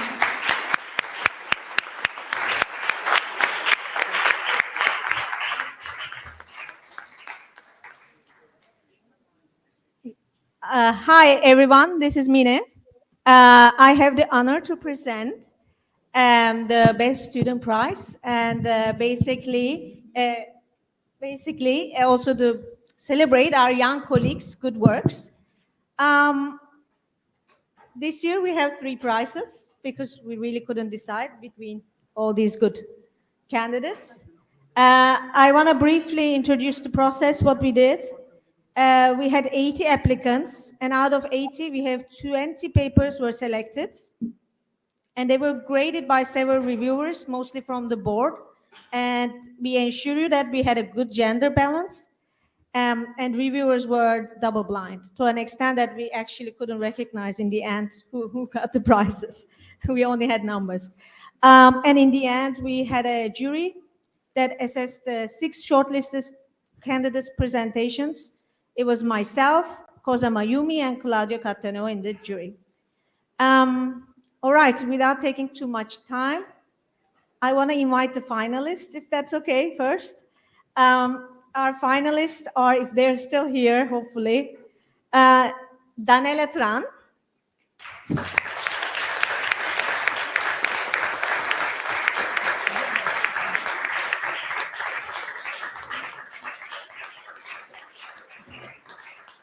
Nicolas Roux, Nicolas, yeah.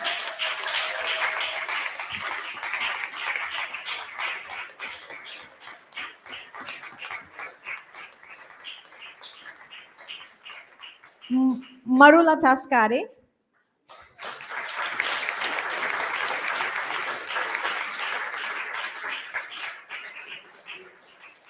Anne Loschke,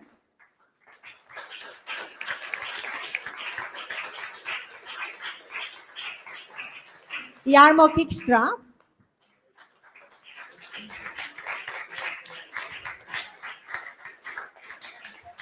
and Jose Orozco.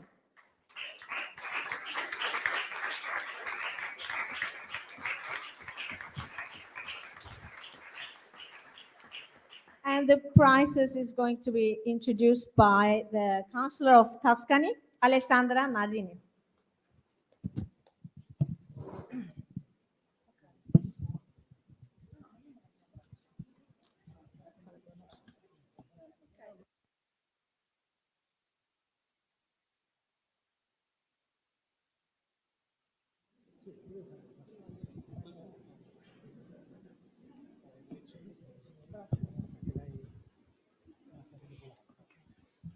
Buon pomeriggio a tutte e a tutti, grazie davvero per l'invito, grazie al professor Luzzati per questa bella opportunità e per avermi consentito oggi di essere qua a parlare di un tema che sta a me, ma soprattutto alla Regione Toscana, molto a cuore. Okay, thank you very much for being here. Good afternoon. Sustainability is really very, very important to the Council of Regione Toscana. La sostenibilità, il tema dell'economia ecologica è quanto mai un'urgenza, una necessità, è il paradigma del futuro, come molto spesso ripetiamo, ma penso di poter dire è il paradigma del presente. Sustainability is so central, is important for everyone, and it is the paradigm for the future, but also the paradigm of the present. Le scelte che compiamo, che hanno compiuto anche le generazioni precedenti alla nostra, rischiano di ricadere sulle spalle delle nuove generazioni. The present choices have the risk to involve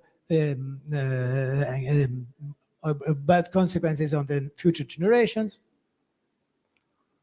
E sono state proprio le giovani generazioni a scendere nelle piazze di tutto il mondo per ricordarci che non abbiamo un pianeta di riserva e che dobbiamo quindi prenderci cura del pianeta che abbiamo. And actually, a new generation started protest and to explain us that we don't have a planet B. Questa conferenza, questo momento di riflessione che avete organizzato mi dà speranza, come cittadina prima di tutto, ma anche come donna delle istituzioni, come rappresentante politica. This is why this conference gives me hope, both as a citizen and as a representative of the institutions and politicians. La ricerca, l'università, il mondo del sapere svolge un ruolo essenziale anche per aiutare ad orientare le scelte dei decisori politici. In this, education and research plays a fundamental role also for orienting the choices of the decision makers. Per far sì che i principi di cui avete discusso oggi e non solo oggi diventino finalmente mainstream, affinché questo tema diventi davvero centrale e trasversale rispetto a tutte le scelte che mettiamo in campo a tutti i livelli. So we need that sustainability and ecological, economic, and all the themes that we have discussed in this conference in the past and in the future, they have to become mainstream in order so that they have to become reality. They have to be implemented in real choices. E le istituzioni hanno un ruolo importante, fondamentale anche nello scandire i tempi e i modi del passaggio ad una società più sostenibile sotto tutti i punti di vista, dal punto di vista dello sviluppo economico, della nostra impresa, ma anche della modalità con cui vogliamo continuare a fare turismo, un turismo che sia sostenibile, alla mobilità sostenibile. Il tema della sostenibilità e dell'ecologia sono trasversali a tutte le politiche che mettiamo in campo. So here institutions play a crucial role in defining the context within which all this can be achieved, marking the timing and modalities of the transition to a more sustainable society, and also, for instance, sustainable tourism and I got lost. And mobility, and yes, and sustainable mobility, which is really crucial to sustainability. E dobbiamo anche distribuire il peso e gli effetti di questo percorso di transizione affinché a pagarne gli effetti non siano le persone che vivono già una condizione di difficoltà. Penso anche alle lavoratrici e ai lavoratori. Noi non vogliamo creare uno scontro tra chi difende il lavoro e chi giustamente rivendica la necessità di andare verso la transizione ecologica. Dobbiamo coniugare questi temi e distribuire appunto il peso di queste scelte. So we need a just transition that doesn't affect the poor, and so it's equally just transition. Okay, just transition is again crucial. Yeah. Dobbiamo quindi lavorare affinché i percorsi di transizione, penso a quella ecologica, ma vale anche per quella digitale, alle grandi transizioni che stiamo affrontando in questo momento storico, non vadano a allargare le disuguaglianze intollerabili che già avevamo e che questa pandemia purtroppo ha acuito. Yeah, we already had very strong inequality and injustice. Those inequalities increased after the COVID, so it is urgent to fight against them. Dobbiamo abbracciare e lavorare sia per l'ecologia dal punto di vista teorico che pratico, e da questo punto di vista il lavoro e l'impegno che a partire dall'educazione e dal mondo del sapere, della ricerca, viene portato avanti è fondamentale. So again, education and research is crucial for implementing, enhancing and promoting those values. Il futuro delle nostre figlie e dei nostri figli è nelle nostre mani, ma è ancora più corretto dire che in realtà il futuro del mondo, del nostro pianeta, è nelle mani delle giovani generazioni, delle nostre figlie e dei nostri figli. Yeah, you have the responsibility and the ability to actually affect our future, the future of our future generation. So we have really a big responsibility in, yeah, Barbara. Yeah, okay. Yeah.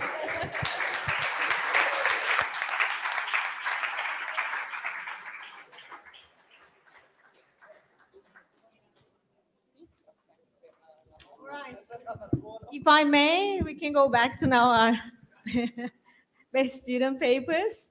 Yes, Daniela Tran is one of our prize winners.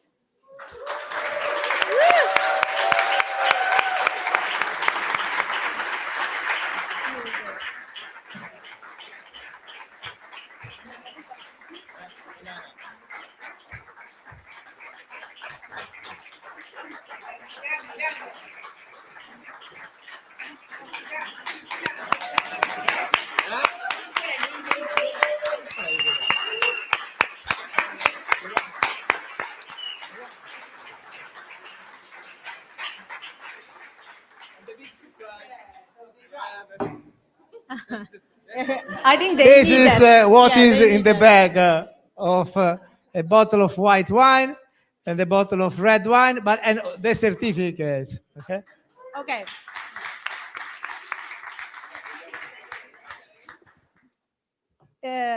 We have Jarmo Kikstra.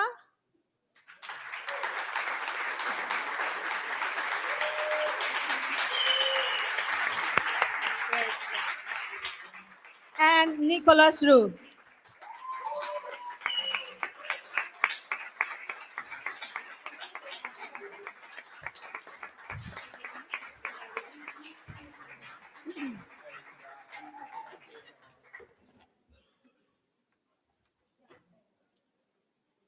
But as we say, it was very difficult to make this choice. Thank you very much for all your contributions. And Tommaso, do you want to have a final closing words? Yes, I need here Janne.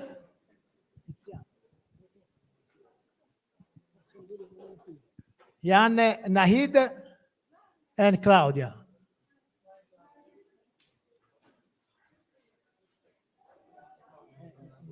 Who didn't get the wine?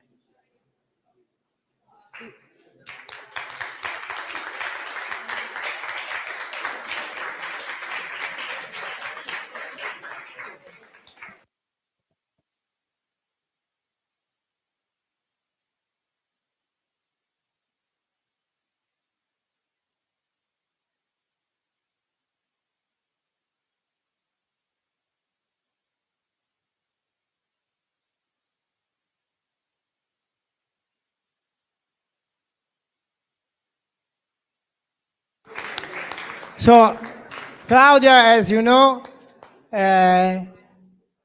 worked a lot at their website, and she built a very good and very nice website. And Claudia.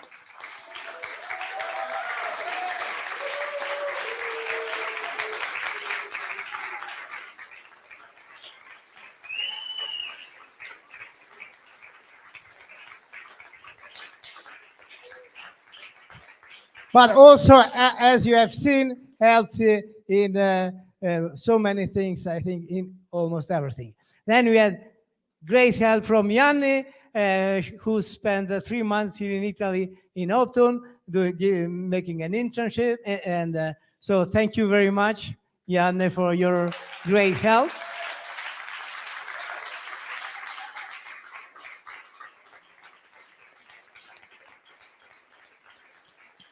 And Giuliana Biagioli, can you?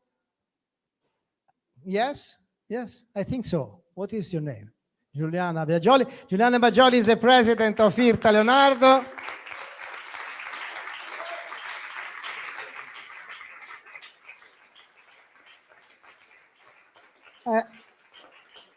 As you know, IRTA Leonardo hosted us, helped us a lot in all the bureaucratic stuff, also the Department of Economics, but mainly the IRTA Leonardo.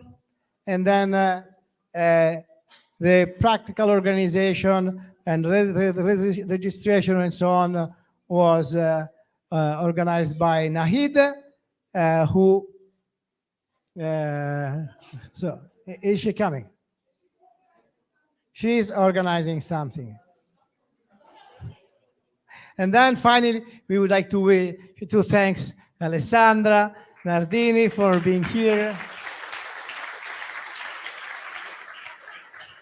Thanks a lot.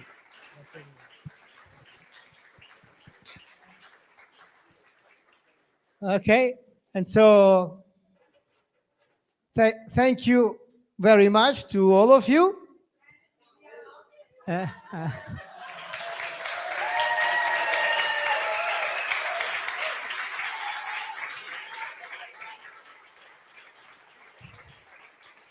And Tiziano,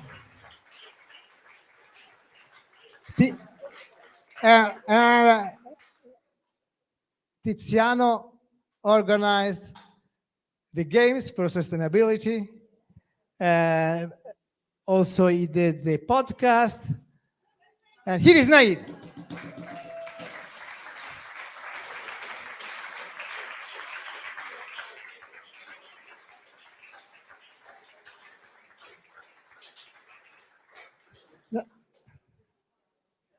Okay, thank you very much, Nahid. She got a bit crazy because the platform Oxford Abstract is very good for submissions, but it's horrible for many other things.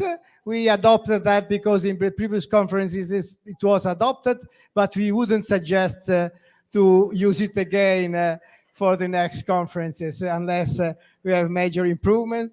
And so, yes, the one side was okay, the other was, and Nahid, yes, did really a huge effort because of Oxford Abstracts. And then, yeah, I was just thank as a final word Tiziano, who was of great help. And yes, he was fundamental in organizing also the summer schools, because we had beautiful summer school before this conference, as usual, organized in cooperation with Ralph Hall from Virginia Tech and Nicholas Ashford. And so they were really great summer school. He put a lot of effort in the summer school. And also he has, again, these great ideas of innovation. So we want you to remember this conference for innovation, which are really difficult to be accepted. But the podcast, yes, it is hot, I know, Barbara. Podcast, sustainability games, and I don't remember. So go, please, to play to sustainability. Thank you. Bye. Stazione Leopolda. Yes. They are asking where sustainability games are in Stazione Leopolda, where we had the lunches. Okay? Sustainability games, la Stazione Leopolda.